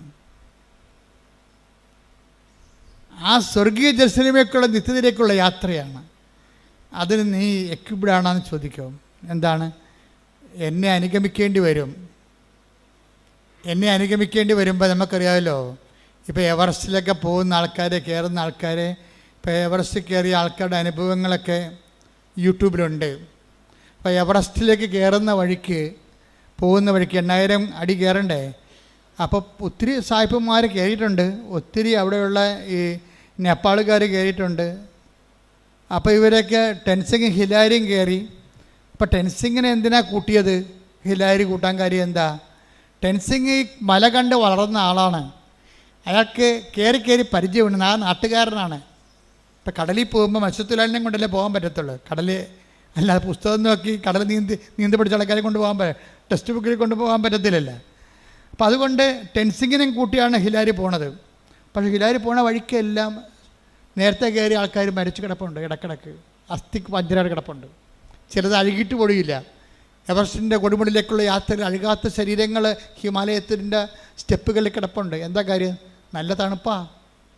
0 വന്നിട്ട് -60 വരെ കിടപ്പുണ്ട്. അവിടെയൊക്കെ കിടക്കുന്ന ഡെഡ് ബോഡി, അഴുകത്ത് പൊടിയില്ല, അങ്ങനെ കിടക്കുകയാണ്. വർഷങ്ങളെ കിടക്കുന്നവരുണ്ട്. ഈ യാത്രയിൽ മുന്നോട്ട് പോകുമ്പോൾ ഇടക്ക് വെച്ച് ചില സമയത്ത് ഹോൾട്ടാകാൻ സാധ്യതയുണ്ട്, പരിചയമില്ലെങ്കിൽ. അപ്പോൾ സായിപ്പന്മാരാണെങ്കിൽ പോലും ഓക്സിജനൊക്കെ കൊണ്ടല്ലേ, ഒരു ടൈം കഴിഞ്ഞാൽ പിന്നെ ഓക്സിജൻ വേണം. ഒരു 10,000-3000 അടി കഴിഞ്ഞാൽ പിന്നെ ഓക്സിജൻ ഇല്ല അവിടെ, പിന്നെ ഓക്സിജൻ വേണം. അപ്പോൾ വലിയൊരു യാത്രയ്ക്ക്, നിത്യതയ്ക്കുള്ള യാത്രയ്ക്ക് ഇടയ്ക്ക് ഓക്സിജൻ എടുക്കാൻ പറയും. അതിനാണ് ഈ കുരിശെന്ന് പറയുന്നത്. ഓക്സിജനാണ് ശരിക്കും പറഞ്ഞത്. കർത്താവ് വളരെ കാര്യം, കർത്താവിനെ നിത്യതയിൽ എത്തിച്ച് ദൈവത്തിന് പ്രസാദം വാങ്ങിച്ചതിൻ്റെ പിന്നിൽ ഈ പ്രാണവായു എന്ന് പറഞ്ഞ കുരിശുണ്ട്. കുരിശിൻ്റെ ഒരു ക്രിസ്തീയതയുടെ പ്രാണനും പ്രാണവായുമാണ് കുരിശ്. പ്രാർത്ഥിക്കുക. കർത്താവായ ദൈവമേ, കുരിശിനെ നിഷേധത്തിൽ കാണാതെ നിത്യത പ്രാപിക്കാനുള്ള പ്രാണവായുവായി മനസ്സിലാക്കുവാൻ എനിക്ക് അഭിഷേകം നൽകണമേ. ശ്രുതികട ഹല്ലേലൂയ. അപ്പോൾ ഉയരങ്ങളിലേക്കും ദൈവത്തെങ്കിലേക്കുള്ള യാത്രയിലെ കുരിശിനെ പ്രാണവായുവായും അതുകൊണ്ട് തന്നെ ഒരു പ്രണയ മനോഭാവത്തോടു കൂടി എടുക്കണം. അതുകൊണ്ട് ഈശോ പറയണത്, എന്നെ അനുഗമിക്കാൻ ആഗ്രഹിക്കുന്നവൻ സ്വയം പരിത്യജിക്കണം. പിന്നെന്ത് ചെയ്യണം? സ്വയത്തെ നിൻ്റെ സ്വന്തമായി വെച്ചനുഭവിച്ച് സന്തോഷിച്ച് ഈ ഭൂമിയിൽ മരിച്ച് മണ്ണടിഞ്ഞു പോകേണ്ട ആ കണ്ടൻറ്റുകളെ തൽക്കാലം മാറ്റിവെക്കണം. പിന്നെന്ത് ചെയ്യണം? സ്വയം പരിത്യജിക്കണം. പിന്നെ കുരിശെടുക്കണം. എൻ്റെ കൂടെ വരണം. അപ്പോൾ ഇതിനകത്ത് ഉടമ്പടിയിലുണ്ടാകുന്ന ഉടമ്പടി ലൈറ്റ് വെയ്റ്റിംഗ് ആക്കണം. എന്താണ്? പെട്ടെന്ന് എയർ ലിഫ്റ്റിംഗ് ആക്കുന്നത് കുരിശിൻ്റെ കണ്ടൻ്റാണ്. കാര്യം കുരിശിൻ്റെ കണ്ടൻറ്റ് നിത്യതയുടെ കണ്ടൻ്റാണ്. അപ്പോൾ നീ എന്ത് ചെയ്യണം? നീ നിയോഗം വെക്കുമ്പോൾ എന്ത് ചെയ്യണം? ആ നിയോഗം എല്ലാം സ്വയമാകരുത്. എൻ്റെ വീട്, എൻ്റെ വിവാഹം, എൻ്റെ മക്കൾ, അത് എല്ലാം 6 കാര്യം ഉണ്ടെങ്കിൽ 7 കാര്യം എഴുതി വെക്കും. എന്താണ്? അവിടെ വീട്ടിലെ പശുവിൻ്റെ പ്രസവം വരെ എഴുതി വെക്കും. പിന്നെ എങ്ങനെയാണ് സംഭവം മുകളിലോട്ട് പോകണം? പാല് കുടിച്ച് നിങ്ങൾ ആ കൊച്ചു മരിച്ചപ്പോൾ നിങ്ങളും മരിക്കും. എല്ലാ 6-7 കാര്യം സ്വന്തം കാര്യം എഴുതി വെക്കും. ഇതിന് ജഡസന്ധതിയുടെ പരിപാടിയാണിത്. അതുകൊണ്ടാണ് ഇതൊക്കെ ഒന്ന് പഠിക്കണം. ഇത് പഠിക്കണം. ജഡസന്ധതിയെപ്പോലെ ആകരുത്. പഠിച്ചിട്ട് അതിൻ്റെ അകത്ത് മറ്റുള്ളവരെ നീ ഈ നിയോഗം നിൻ്റെ വീട്ടിൽ നിനക്കൊരു വീട് തന്നാൽ, ആ വീട് തന്നാൽ നീ ആദ്യം ആ വീട് തന്നാൽ അതുകൊണ്ട് നിനക്കും നിൻ്റെ മക്കൾക്കും അല്ലാതെ വേറെ ആർക്കെങ്കിലും പ്രയോജനമുണ്ടോ? ചില ആൾക്കാർ വീട് കൊടുക്കുമ്പോൾ തന്നെ എന്നാ ചെയ്യുമെന്നറിയാവോ? ചില ആൾക്കാർ ഒരു വീട് നിയോഗം വെച്ച് ഉടനെ നിങ്ങൾക്ക് ഒന്നുമില്ല, പാവപ്പെട്ടവരാണെങ്കിൽ ലൈഫ് മിഷൻ്റെ വീട് കിട്ടിയെന്ന് വിചാരിച്ചോ? ആ ലൈഫ് മിഷൻ്റെ വീട് കിട്ടിക്കഴിഞ്ഞാൽ പിന്നെ അതിൻ്റെ അകത്ത് കുരിശുണ്ട്. പിന്നെ ഇവർ കുരിശുണ്ടാക്കും, സ്വന്തമായിട്ട് കുരിശുണ്ടാക്കും. എങ്ങനെ കുരിശുണ്ടാക്കണത്? നിങ്ങൾ ചേട്ടായി ആണല്ലോ, തീർച്ചയായിട്ടും 3 സെൻറ്റ് അവകാശമുണ്ട് 10 സെൻറ്റിലേ. 10 സെൻറ്റ് ഉള്ളതെന്ന് വിചാരിച്ചോ? നിങ്ങൾ എന്നാ ചെയ്യും? അപ്പനോട് സൂത്തത് ഒപ്പിടിച്ചിട്ട് ആ 10 സെൻറ്റ് നടുക്ക് കൊണ്ടുവന്ന് നിങ്ങൾ ലൈഫ് മിഷൻ്റെ വീട് വെക്കും. അനിയൻ ഗൾഫിലാണ്, അവൻ പാവപ്പെട്ട ഇവിടെ ഇല്ലല്ലോ. അപ്പം സ്മോൾ അടിക്കുന്ന വേണമെങ്കിൽ അപ്പൻ 2 ലോണ് കിട്ടിയ സന്തോഷത്തിൽ അപ്പൻ 2 വീശിച്ചിട്ട് അപ്പനെ കൊണ്ട് ഒപ്പിടിച്ച് സാധനം സംഭവിക്കും. എന്താണ് സംഭവം? അതോടുകൂടി പിന്നെ അനിയൻ നാട് കടത്തും. സ്വന്തം ചേട്ടൻ തന്നെ അനിയനെ പെറ്റ മണ്ണിൽ നിന്ന് മാതാപിതാക്കളിൽ നിന്നും അവരെ നാട് കടത്തും. ഇത് ദൈവത്തിനറിയാം, നിൻ്റെ മനോഭാവം ദൈവത്തിന് അറിയാം. നീ പുതിയ കുരിശുണ്ടാക്കും, അതാണ് സംഭവം. സ്വയം എന്ന് പറഞ്ഞ സംഭവം അതാണ്. ആ ലൈഫ് മിഷൻ വീട്ടിലെ സ്വയം എന്തെന്ന് പറഞ്ഞാൽ എന്താണ്? സ്വയം എന്താണ്? അത് നിൻ്റെ ചേട്ടന്, നിൻ്റെ അനുജന്, അവിടെ കൂടപ്പുറപ്പിനെ അവിടെ കിടത്തിപ്പുറപ്പിക്കാത്ത രീതിയിൽ, വേറെ ഒരു വീട് അവിടെ വെക്കാൻ പറ്റാത്ത രീതിയിൽ നീ അവിടെ താമസിപ്പിക്കും. എന്നിട്ട് എന്ത് ചെയ്യും? പെങ്ങന്മാരെ നീ അധികം കൈകാര്യം ചെയ്യും. കെട്ടിച്ചു പോയ പെങ്ങന്മാർ വീട്ടിൽ വരുമല്ല അമ്മയെ കാണാൻ. അയ്യോ, നീ മോന്തം കയറ്റി അവിടെ വരും. നീ നല്ല കാര്യം, നിൻ്റെ വീടല്ലേ, നിൻ്റെ വീട് നീ അപ്പനെടുക്കുന്ന എഴുതി വാങ്ങിച്ച വീടല്ലേ. പിന്നെ അന്നും അപ്പൻ ഒപ്പിട്ട് തന്നാൽ പിന്നെ നിൻ്റെ പരിപാടി എന്താണ്? നിൻ്റെ പ്രാർത്ഥന എന്താണ്? അപ്പൻ എത്രയും വേഗം ചാകണമെന്നാണ് പ്രാർത്ഥന. എന്താ കാര്യം? അപ്പൻ ഒപ്പിട്ട് തന്നില്ലേ, അനിയൻ വരുമ്പോൾ അപ്പൻ്റെ കടുത്തേക്ക് കയറുമല്ല, അപ്പൻ ചാകണം. എങ്ങനെയുണ്ട് പരിപാടി? അപ്പം നീ ആ വീടും ആ സ്ഥലവും അടിച്ചു മാറ്റുകയും പെങ്ങന്മാരെ അനുജനം പുറത്താക്കുകയും ചെയ്യും. നിൻ്റെ നിയോഗത്തിൽ ഓടരുതമ്മാവ ആളറിയാവുന്ന ആദ്യമേ തന്നെ ഇത് സ്കാൻ ചെയ്യുമ്പോൾ തന്നെ പറയും ഇതിന് വിസ കിട്ടത്തില്ലെന്ന് പറയും. എന്താ കാര്യം? നിൻ്റെ മനസ്സിരിപ്പ് എന്താണെന്ന് ദൈവത്തിന് അറിയാം. അപ്പം നിയോഗങ്ങളുള്ള സ്വയം, അതാണ് ഈശോ പറയുന്നത്. എന്നെ അനുഗമിക്കാൻ ആഗ്രഹിക്കുന്നെങ്കിൽ സ്വയം പരിത്യജിക്കണം. പ്രാർത്ഥിക്കുക, കർത്താവായ ദൈവമേ, മറ്റുള്ളവർക്ക് കുരിശ് കൊടുത്തുകൊണ്ട്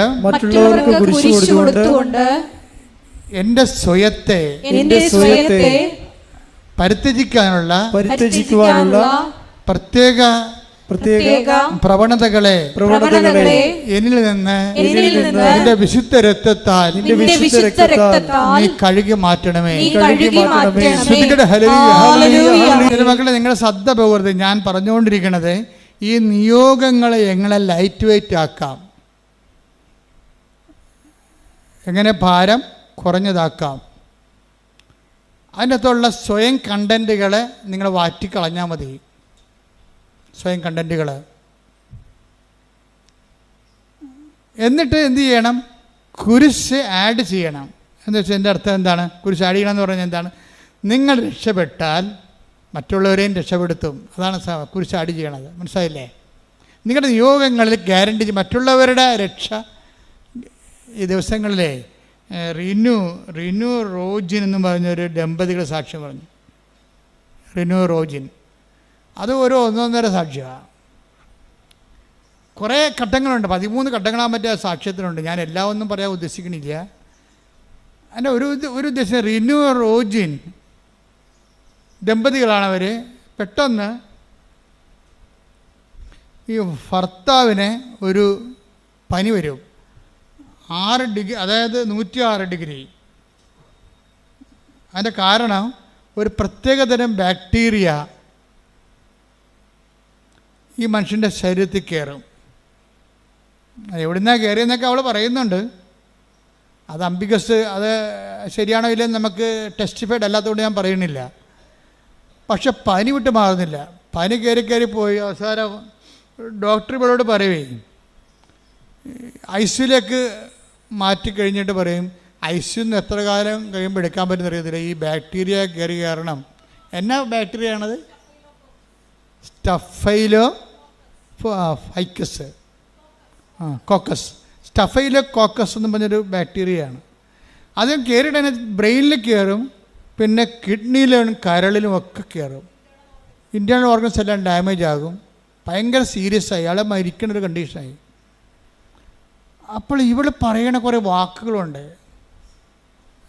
സാക്ഷ്യം നിങ്ങൾ കേൾക്കണ്ട. റിനുവിൻ്റെ സാക്ഷ്യം ഒരു ക്വാളിറ്റി ആയിട്ടുള്ള സാക്ഷ്യമാണ്. പ്ലെയിൻ മിറക്കിൾ ബൈ മിറക്കിൾ, ഒത്തിരി മിറക്കിൾസ് ഉണ്ടെങ്കിലും മിറക്കിൾ അല്ല അതിൻ്റെ അകത്തുള്ള സംഭവം. മിറക്കിളിനേക്കാൾ ഉപരി അതിൻ്റെ അകത്തൊരു സ്പൈനൽ കോഡ് പോകുന്നുണ്ട്. ദൈവാനുഭവത്തിൻ്റെയും ദൈവത്തിൻ്റെ കണ്ടെത്തലിൻ്റെയും ഒരു സ്പൈനൽ കോഡ് പോകുന്നുണ്ട്. അപ്പോൾ ഇവൻ്റെ ഡെലീറിയം സിറ്റുവേഷൻ ദൈവം മരിച്ചു പോകുന്നുള്ള ചിന്ത വരുമ്പോൾ ഉടനെ ഇവൾ പറയണത് എനിക്കൊരു അഭയവുമില്ല, ആകപ്പാടെ എനിക്കുള്ളത് എന്താണ്? എൻ്റെ ഉടമ്പടിയാണെന്ന്. ഓ, എന്നെ വർത്താന, വല്ലാത്ത വർത്താന. ആ ഒരു സിറ്റുവേഷനിലേ എനിക്ക് ആകപ്പാടെയുള്ള അഭയം. ഇതിന് മരുന്നില്ല, ഒരു ഓപ്പറേഷൻ വേണം, ഏതെല്ലാം ഓർഗൻസ് ഓപ്പറേറ്റ് ചെയ്യണമെന്നൊരു പിടിയില്ല. സർജൻ എപ്പോഴും എന്നെ കാണുമ്പോൾ പറയും കാശ് റെഡിയാക്കിക്കോ. സർജനെ കാണുമ്പോഴൊക്കെ പേടിയാണ്. ആ മനുഷ്യൻ പിടിക്കുന്ന 2 കാര്യം പറയാനാണ്. എന്താണ്? ഓപ്പറേഷൻ കാശ് റെഡിയാക്കിക്കോ, പിന്നെ മാനസികമായിട്ട് ഒരുങ്ങിക്കൊള്ളാൻ. ചിലപ്പോൾ ചത്തുപോകുന്നതായി പറയണത്. ഇവർക്ക് അത്രേ പറയാൻ പറ്റത്തുള്ളൂ. എത്ര വലിയ സർജനായെന്ന് പറഞ്ഞാൽ, എത്ര എക്സ്പീരിയൻസ്ഡ് ആയാലും ഒരു വിഷയം നമുക്കുണ്ടായാൽ അവർക്ക് 2 കാര്യങ്ങളെ പറയാൻ പറ്റത്തുള്ളൂ. എന്താണ്? ഒന്ന്, മാനസികമായിട്ട് ഭർത്താവിനും മരണത്തിനായി നിങ്ങൾ ഒരുങ്ങിക്കൊള്ളുക. രണ്ടാമത്തെ എന്താണ്? കാശ് റെഡിയായിക്കൊള്ളുക. പോരെ? അപ്പോൾ അവൾ പറയണതേ അതാണ് എന്നോട് പറഞ്ഞത്. പക്ഷേ എനിക്ക് ഫീൽ ചെയ്തത് എന്താണെന്നറിയാവോ?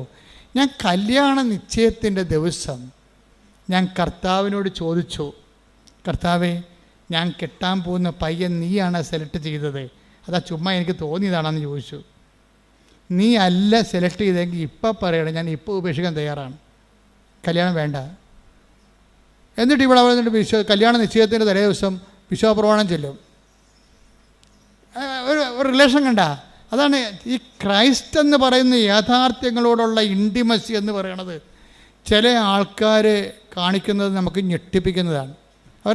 അവർ കല്യാണ നിശ്ചയത്തിൻ്റെ തലേ ദിവസം പറയണേ, കർത്താവേ, ഈ കെട്ടാൻ പോണ പയ്യൻ നിൻ്റെ സെലക്ഷനാണോ? അതാ മാനുഷികമായിട്ടുണ്ടായ സംഭവമാണോ ഇത്? ഇനി ആണോ അല്ലേന്ന് നീ പറഞ്ഞാൽ, നീ എന്ത് പറഞ്ഞാലും ഞാൻ അതിൻ്റെ കൂടെ നിൽക്കുമെന്ന് പറഞ്ഞു. അപ്പോൾ അവിടെ ആരുമില്ല, അവളുടെ ദൈവവും മാത്രമേ ഉള്ളൂ.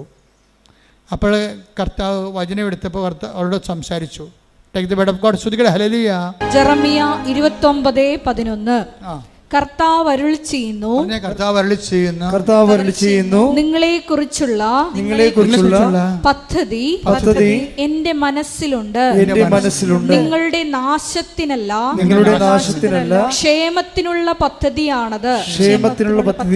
നിങ്ങൾക്ക് ശുഭമായ ഭാവിയും പ്രത്യാശയും നൽകുന്ന പദ്ധതി. ഇപ്പോൾ ദൈവത്തിന് നമ്മുടെ സത്യസന്ധത പിടികിട്ടിക്കഴിഞ്ഞാൽ പിന്നെ ദൈവം കമ്മ്യൂണിക്കബിൾ ആവും. നിങ്ങളൊക്കെ ഈ വചനമൊക്കെ ഇടയ്ക്കിടയ്ക്ക് തുറന്നു നോക്കണതാണേ. എന്നിട്ട് തുറന്നു നോക്കിച്ചു, അതങ്ങനെയാണ്, അതങ്ങനെയല്ല, അതിങ്ങനെ ഇരിക്കുമെന്ന്. നിങ്ങളുടെ ഇഷ്ടത്തിനനുസരിച്ച് വചനം, നിങ്ങളുടെ സുഖത്തിനനുസരിച്ച് താല്പര്യത്തിനനുസരിച്ച് നിങ്ങൾ വചനം വളച്ചൊടിക്കും. അത് കർത്താവിനറിയാം.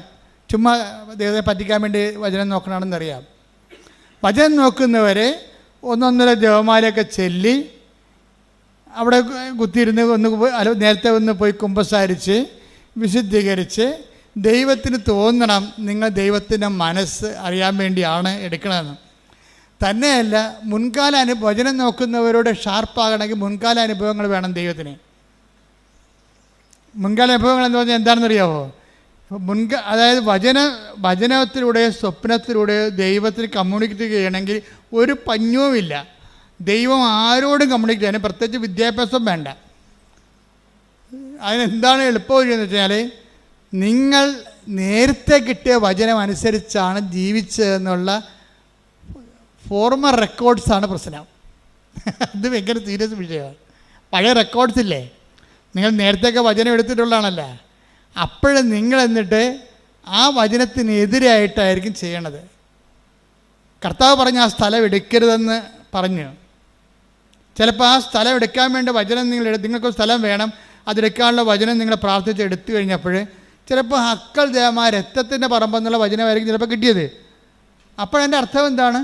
അതെടുക്കരുതെന്നല്ല എൻ്റെ അർത്ഥം. പക്ഷേ നിങ്ങളെന്ത് ചെയ്യും? അയ്യോ അതെങ്ങനെ ചെയ്യാം, ഞാനെടുത്തില്ല, അവളാട്ട് കയറി എടുക്കുമെന്ന് പറയാം. ഇത് കൺസായല്ലേ? വേറെ ഒരുത്തി വീടിൻ്റെ പുറകിൽ താമസിക്കുന്നുണ്ട്, ഞാനെടുത്തില്ലെങ്കിൽ ആ പറമ്പ് അവൾ കയറി അടിക്കും, പിന്നെ അവളുടെ പൊങ്ങച്ചത് ഞാൻ കാണണം.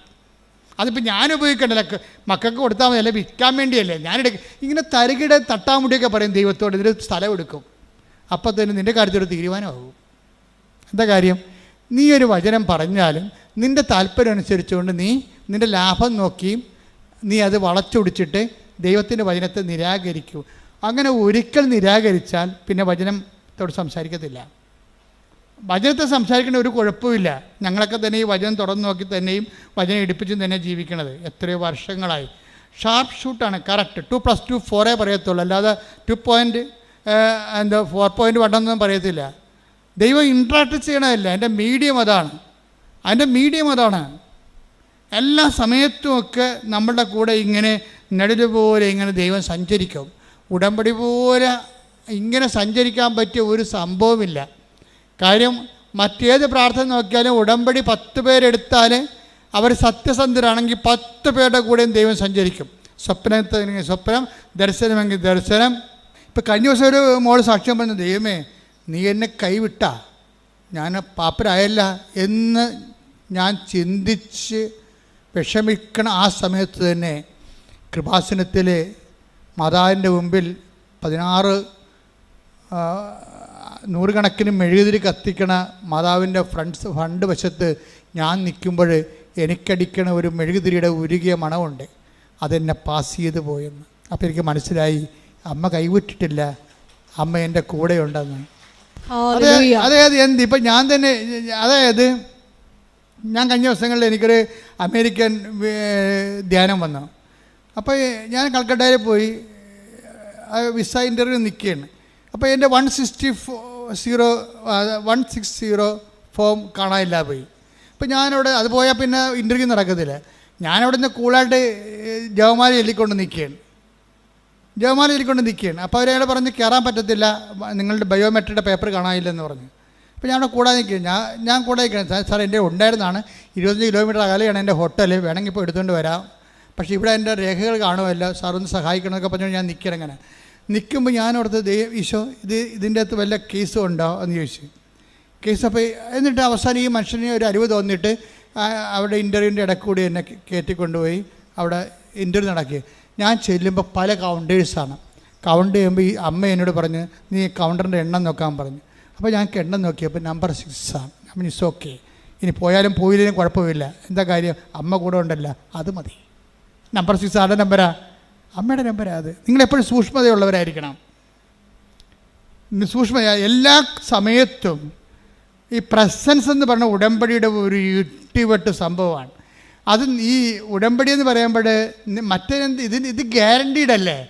കാര്യം ദൈവം വാഗ്ദാനം ചെയ്ത അതേ ഫോർമുല നമ്മൾ കണിശവും കൃത്യവുമായിട്ട് പ്രയോഗിച്ചുകൊണ്ട് ഒരു ആധ്യാത്മിക മുന്നേറ്റത്തിൽ നടത്തുമ്പോൾ നീ കറക്റ്റ് ദൈവപൈതലായിട്ട് മാറുകയല്ലേ. അപ്പോൾ ആ ദൈവപൈതലായിട്ട് മാറണ സമയത്ത് സ്വാഭാവികമായിട്ട് ദൈവത്തിൻ്റെ സാന്നിധ്യം ഉറപ്പാണ്. അതുകൊണ്ട് നിൻ്റെ സ്വപ്നങ്ങൾ നീ ശ്രദ്ധിക്കണം. ഞാൻ ഇടയ്ക്കൊക്കെ ആൾക്കാരോട് പറയുവേ, ഈ ദൈവം വരുന്ന ദേശീയപാതയാണ്. ഉടമ്പടി കഴിഞ്ഞാൽ പിന്നെ നമ്മുടെ ദൈവവും നമ്മളുടെ ബന്ധം പഞ്ചായത്തോടെ നിന്ന് സ്റ്റേറ്റ് ഹൈവേ എന്ന് മാറിയിട്ട് ദേശീയപാതയായിട്ട് മാറും. അല്ലെങ്കിൽ നമ്മൾ മാറ്റണം അതിനെ.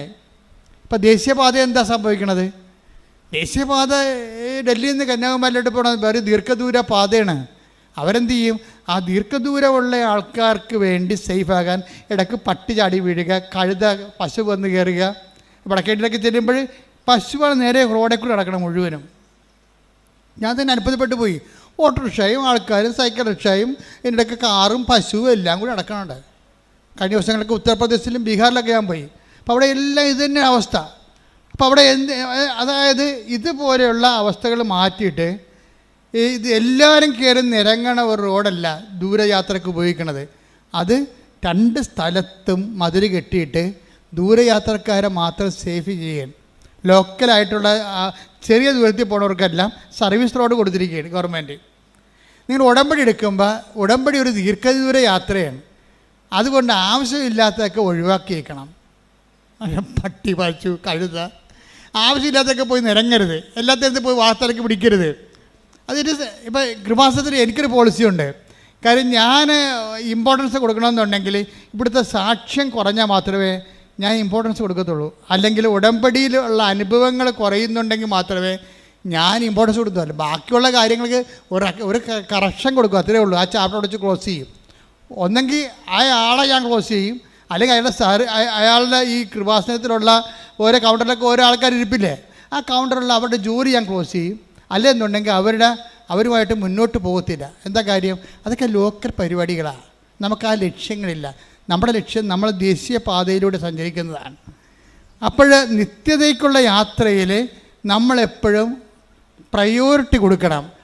ഇപ്പോൾ ആ നാത്തിനുമായിട്ട് ഇടിവെച്ച്, അമ്മായിയമ്മയുമായിട്ട് ഇടിവെച്ച്, മരുമകളുമായിട്ട് ഇടിവെച്ച്, പിന്നെ ഓരോ കാര്യത്തിന് കയറി നിങ്ങൾ കെട്ടുപിണഞ്ഞ് അങ്ങനെ ഒന്നും ചെയ്യാൻ പാടില്ല. അത് മതിൽ കെട്ടി തിരിച്ചിട്ട് കഴുതയും പശുവൊക്കെ പോകാൻ വേണ്ടി സർവീസ് റോഡ് വെച്ചേക്കണം. അത് നിങ്ങൾ നിത്യതയിലേക്ക് പോണ വഴിയാണ്. നിത്യതയിലേക്കുള്ള വഴിയിൽ നല്ല ആവശ്യമില്ലാത്ത ട്രാഫിക് ഉണ്ടാക്കരുത്. You got the point. പീഡിയാണ്. ആവശ്യമില്ലാത്ത വണ്ടി പോയി തലയിടരുതെന്നാണ് ഈ പറഞ്ഞോളൂ വെച്ചാൽ. ഓരോരുത്തരെ കുറിച്ചൊക്കെ ഇങ്ങനെ പറഞ്ഞുകൊണ്ടിരിക്കും. പക്ഷേ ദി ഹാവ് നോ ഐഡിയ. നിങ്ങൾ മൂളി കേൾക്കും, ചിലപ്പോൾ അവരോട് ചിലപ്പോൾ യെസ് ഓർ നോ പറയും, അത്രേ ഉള്ളൂ. പക്ഷേ നിങ്ങൾ പേഴ്സണലായിട്ടും അതിനകത്ത് ഇൻവോൾവ് ചെയ്യരുത്. കാര്യം എന്താ? നിങ്ങൾ ഉടമ്പടിയിലാണ് പ്രാർത്ഥിക്കുക. കർത്താവായ ദൈവമേ, അങ്ങയുമായി ഉടമ്പടിയിലായിട്ടുള്ള നിത്യതയുടെ ദേശീയപാതയിൽ സഞ്ചരിക്കുന്ന എന്നെ ആ പാതയിലൂടെ നിത്യത വരെ സഞ്ചരിക്കുന്നതിന് പിൻപിടുത്തം ചെയ്യുന്ന എല്ലാ വിഷയങ്ങളുടെ മേലും എനിക്ക് വിടുതൽ നൽകണമേ. ശ്രദ്ധിക്കട്ടെ.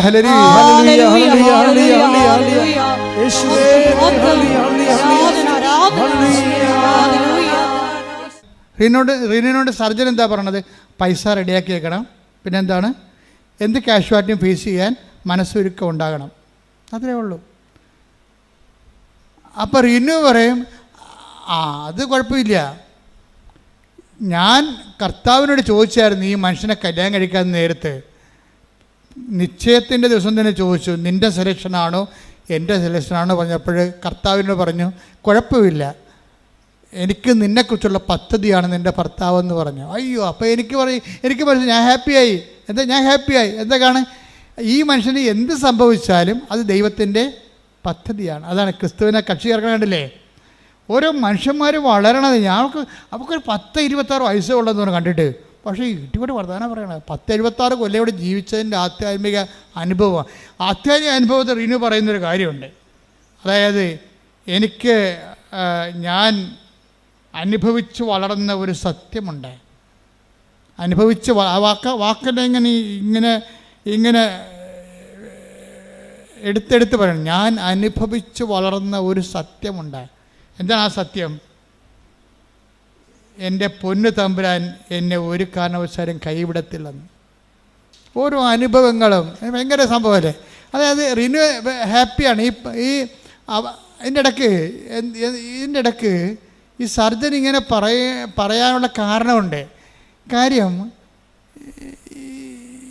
റിനു എന്തുകൊണ്ടാണ് ഇങ്ങനെ എന്ന് പറഞ്ഞാൽ ഞാൻ അനുഭവിച്ചു വളർന്ന ഒരു സത്യമുണ്ട്. എന്റെ പൊന്നു തമ്പുരാൻ ഒരിക്കലും എന്നെ കൈവിടത്തില്ല. ഇത് എല്ലാവർക്കും ഉള്ള അനുഭവമാണ്. എല്ലാവർക്കും ഉണ്ടാകേണ്ട അനുഭവമാണ്. എന്താണ്? ദൈവം നിങ്ങളെ കൈവിടത്തില്ല. അത് ബൈബിളിൻ്റെ I will not abandon you at any cost എന്ന് പറയത്തില്ലേ? 13:5 ഞാൻ നിന്നെ ഒരു വിധത്തിലും അവഗണിക്കുകയോ എന്ന് പറഞ്ഞ ഞാൻ നിന്നെ ഒരു വിധത്തിലും അവഗണിക്കുകയോ ഉപേക്ഷിക്കുകയോ ഇല്ല എന്ന്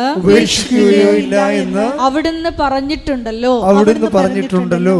അതാണ് അതിൻ്റെ വചനം. അതാണ് ഈ റീനു പറയണത്. ഞാൻ അനുഭവിച്ച് വളർന്ന ഒരു സത്യമുണ്ട്. എന്താ സത്യം? അവിടുന്ന് എന്നെ ഒരു കാരണവശാലും കൈവിടത്തില്ലെന്ന്. എന്താ ഇങ്ങനെ പറഞ്ഞാറേ? ഇങ്ങനെ പറയാൻ കാരണം ഇവളുടെ ഭർത്താവിനെ സ്കാൻ ചെയ്ത് കഴിഞ്ഞപ്പോൾ ഹൃദയത്തിൻ്റെ ധമനിയിൽ ഒരു വെജിറ്റേഷൻ. അപ്പോൾ ഡോക്ടർ പറഞ്ഞ് ഇത് ബ്ലഡ് ബ്ലോക്ക് ചെയ്യും, ഹൃദയം ഓപ്പറേറ്റ് ചെയ്യേണ്ടി വരുമെന്ന് പറഞ്ഞു. അപ്പോൾ 1 by 1 ആയിട്ട് ഈ മനുഷ്യനെ ഇപ്പോൾ കൊണ്ടുപോയ രോഗമല്ല ഇപ്പോൾ ഉള്ളത്. ഇപ്പോൾ ഉള്ളത് ഹൃദയത്തിന് വാൽവിൻ്റെ ഉള്ളിലൊരു വെജിറ്റേഷൻ, പൂപ്പൽ ഇങ്ങനെ കൾച്ചർ ചെയ്ത് വരികയും അത് വളർന്ന് വരികയും അത് വളർന്നു വരുന്നതനുസരിച്ച് ബ്ലോക്ക് ചെയ്തുകൊണ്ടിരിക്കും. അപ്പോൾ അവൾ എന്നാ ചെയ്തതെന്ന് വെച്ച് കഴിഞ്ഞാൽ അവൾ ആശുപത്രി ചാപ്പലിൽ കയറിയിട്ട് പറഞ്ഞു, ഞാൻ ഒറ്റക്കാണെന്ന് പറഞ്ഞു കർത്താവിൻ്റെ. അപ്പം ചാപ്പലിലെ മുഴുവൻ ലൈറ്റ് ഓഫായി കിടക്കിയിരുന്നു. ഞാൻ ഒറ്റക്കാണെന്ന് പറഞ്ഞപ്പോൾ അവളങ്ങനെ പറയാൻ കാരണമുണ്ട്. അവളുടെ അമ്മ ഒരിക്കൽ അവളോട് പറഞ്ഞു, കൃപാസനം പത്രം കാണിച്ചു കൊടുക്കും. എടി ഇത് കണ്ടടി, ഈ പത്രാധിപെക്കുറിച്ച് ഈ പ്രാവശ്യം അച്ഛൻ എഴുതിയിരിക്കണ വായിച്ചേ. മോസസ് ഈജിപ്തിൽ ഫറവോൻ്റെ അടുത്ത് പോകാൻ പറഞ്ഞപ്പോൾ മോസസ് പറഞ്ഞു, ഞാൻ ഒറ്റക്കാണെന്ന് പറഞ്ഞ്, ഞാൻ എങ്ങനെ പോകും? അപ്പോൾ പറഞ്ഞു, ഞാൻ നിൻ്റെ കൂടെ വരുമെന്ന്. അപ്പോൾ എന്നിട്ട് ഞാനത് വ്യാഖ്യാനിച്ച് പറഞ്ഞു, നമ്മൾ ഒറ്റക്കാണെങ്കിൽ ഉറപ്പായിട്ടും കർത്താവ് കൂടെ ഉണ്ടാകുമെന്ന്. അവളിപ്പോൾ ഭർത്താവിൻ്റെ ഹൃദയനാളിക്ക് പൂപ്പലടിച്ചപ്പോൾ സർജൻ ഹൃദയം ഓപ്പറേഷൻ ചെയ്യണം, അത് കാഷ്വാലിറ്റി ഉണ്ടാക്കുമെന്ന് പറഞ്ഞപ്പോൾ അവൾ പറഞ്ഞു, ഞാൻ ഒറ്റക്കാണെന്ന്. അപ്പോൾ ആ ഇരുട്ടത് ചാപ്പലിൽ മങ്ങിയ വെളിച്ചത്തിൽ ഞാൻ എൻ്റെ യേശുവിനെ കണ്ടെന്ന്. ശ്രുതികട ഹല്ലേലൂയ. അപ്പോൾ ഹൃദയത്തിൻ്റെ ഉള്ളിലുള്ള ഈ വെജിറ്റേഷൻ അത് ഓപ്പറേഷന് വേണ്ടി സർജൻ നിർബന്ധിക്കുമ്പോൾ ഇത് എന്ത് കാഴ്ചയാണ് സംഭവിക്കുമെന്ന് ഓർത്തുകൊണ്ട് ഭർത്താവ് തന്നെ അവൾ പറയും, ഞാൻ ഇനി അമ്മയുടെ അടുത്ത് നിന്ന് പോയിട്ട് വരാമെന്ന് പറയും. അപ്പോൾ ഭർത്താവ് ചോദിക്കും, റോജിൻ ചോദിക്കും, റിനു നിനക്ക് ഇപ്പം പോകണോ? എന്താണ് എൻ്റെ അവസ്ഥ? മോശമാണ്, ചിലപ്പോൾ നീ വരുമ്പോൾ ഞാൻ ഉണ്ടായില്ലെന്ന് വരും. ആ ചോദ്യം കേൾക്കുന്നത് നമ്മളെ കണ്ടാലേ അത് മനസ്സിലാകത്തുള്ളൂ. ഇവൾ പറയും, ഞാൻ ഇനിയിപ്പോൾ ഒരു തീരുമാനത്തിൻ്റെ സമയമായില്ലേ, ഇനി ഞാൻ അമ്മയെടുത്ത് പോയിട്ട് വരാമെന്ന് പറയും. അമ്മയെടുത്ത് വരാൻ പോകുമ്പോൾ ഭർത്താവ് തേങ്ങും, റീനു നിനക്ക് ഇപ്പം പോകണോ എന്ന് ചോദിക്കും. അപ്പോൾ റീനു പറഞ്ഞ ഉത്തരവുണ്ട്, റോജിൻ ഞാൻ എപ്പോഴെങ്കിലും പോയപ്പോൾ നിങ്ങൾക്ക് ഗുണമല്ലാതെ ദോഷം വന്നിട്ടുണ്ടോയെന്ന് ചോദിക്കും. അപ്പോൾ എന്നാൽ നീ പോകാൻ പറയും. ഇവൾ പോയിട്ട് തിരിച്ചു ചെല്ലുമ്പോൾ ഈ വെജിറ്റേഷൻ കാണാനില്ലെന്ന് ഡോക്ടർ പറയും. Hallelujah, hallelujah, hallelujah. അതാണ് റിന്യൂ പറയണത്. ഞാൻ അനുഭവിച്ച് വളർന്ന ഒരു സത്യമുണ്ട്. എന്താണ്? ഞാൻ അനുഭവിച്ച് വളർന്ന ഒരു സത്യമുണ്ട്. എന്താണ്? എൻ്റെ ദൈവം ഒരിക്കലും എന്നെ ഉപേക്ഷിക്കത്തില്ല. ഇത് നമ്മളെല്ലാവരും അനുഭവിച്ച് വളരേണ്ട സത്യമാണ്. ഈ ഉടമ്പടി നിന്നോട് പറയണ എന്താ? ഉടമ്പടി ആക്കിയതിൻ്റെ കാര്യം എന്താണ്? ബയലാറ്ററൽ എഗ്രിമെൻറ്റിലൂടെ നിൻ്റെ കർത്താവിൻ്റെ കരങ്ങളെ നിന്നെ പിടിപ്പിക്കാൻ വേണ്ടി തന്നെയാണ്. നിങ്ങൾ ഒരുമിച്ചല്ലേ ഇനി യാത്ര വരണ ദൈവമായിട്ട്. ആ ഒരുമിച്ച് യാത്രയാകാൻ വേണ്ടിയാണ് നിങ്ങളോട് പല സമയത്തും ദൈവത്തിൻ്റെ സാന്നിധ്യത്തിൻ്റെ ഒരു അറ്റ്മോസ്ഫിയറും ആംബിയൻസും ക്രിയേറ്റ് ചെയ്യാൻ വേണ്ടിയാണ് അവൻ പറയണ പോലെ നമ്മൾ ചെയ്യണത്. പിടികിട്ടിയാ? അത് നിങ്ങൾ മനസ്സിലാക്കണം. ഈ ആംബിയൻസ് ആൻഡ് അറ്റ്മോസ്ഫിയർക്ക് നമ്മൾ ദൈവത്തിൻ്റെ സാന്നിധ്യം ഗ്യാരണ്ടി ചെയ്യണ ഒരു ആംബിയൻസ്, ഒരു അറ്റ്മോസ്ഫിയർ, ഒരു സാഹചര്യം, ഒരു കാലാവസ്ഥ നമ്മൾ രൂപപ്പെടുത്തിയെടുക്കുന്നതിൻ്റെ ഉദ്ദേശം എന്താ? അതുകൊണ്ടാണ് ഈ റിന്യൂ പറയവേ, എൻ്റെ ഭർത്താവ് ഇങ്ങനെ മരണത്തോട് നോക്കി നിൽക്കുമ്പോഴും എൻ്റെ മനസ്സിൽ ഞാൻ കർത്താവിന് പറയും, കർത്താവേ കല്യാണ നിശ്ചയത്തിൻ്റെ തലേ ദിവസം ഞാൻ നിന്നോട് ചോദിച്ചതല്ലേ നിൻ്റെ സെലക്ഷനാണോ എന്ന്. അപ്പോൾ നീ പറഞ്ഞില്ലേ നിൻ്റെ പദ്ധതിയാണെന്ന്. അപ്പോൾ എനിക്ക് പ്രശ്നമില്ല, എന്തെങ്കിലും വന്നാൽ നീ നോക്കിക്കൊള്ളുമല്ല. എന്നിട്ട് ഇന്നും അതിനെ കൺക്ലൂഡ് ചെയ്യുന്ന രീതിയുണ്ട്. വൺസ് നമ്മൾ ദൈവത്തിൻ്റെ ഇഷ്ടമാണ് എടുത്തതെങ്കിൽ പിന്നെ നമുക്ക് ധൈര്യമായിട്ട് ജീവിക്കാവുന്ന എല്ലാ വിഷയങ്ങളും നമ്മൾ ദൈവത്തിൻ്റെ ഇഷ്ടമാണ് എടുത്തതെങ്കിൽ എല്ലാ വിഷയത്തിലും നമുക്കൊരു ഇഷ്ടമുണ്ടാകും. കാര്യം അതെല്ലാം കമ്പാരിറ്റീവായിട്ടുള്ള ഇഷ്ടമാണ്. മറ്റുള്ളവരുടെ ഓരോ കാര്യം കണ്ടിട്ടാണ് നമ്മൾ അതുപോലെയൊക്കെ ആകാൻ വേണ്ടി ശ്വാസം പിടിച്ച് നടക്കുന്നത്.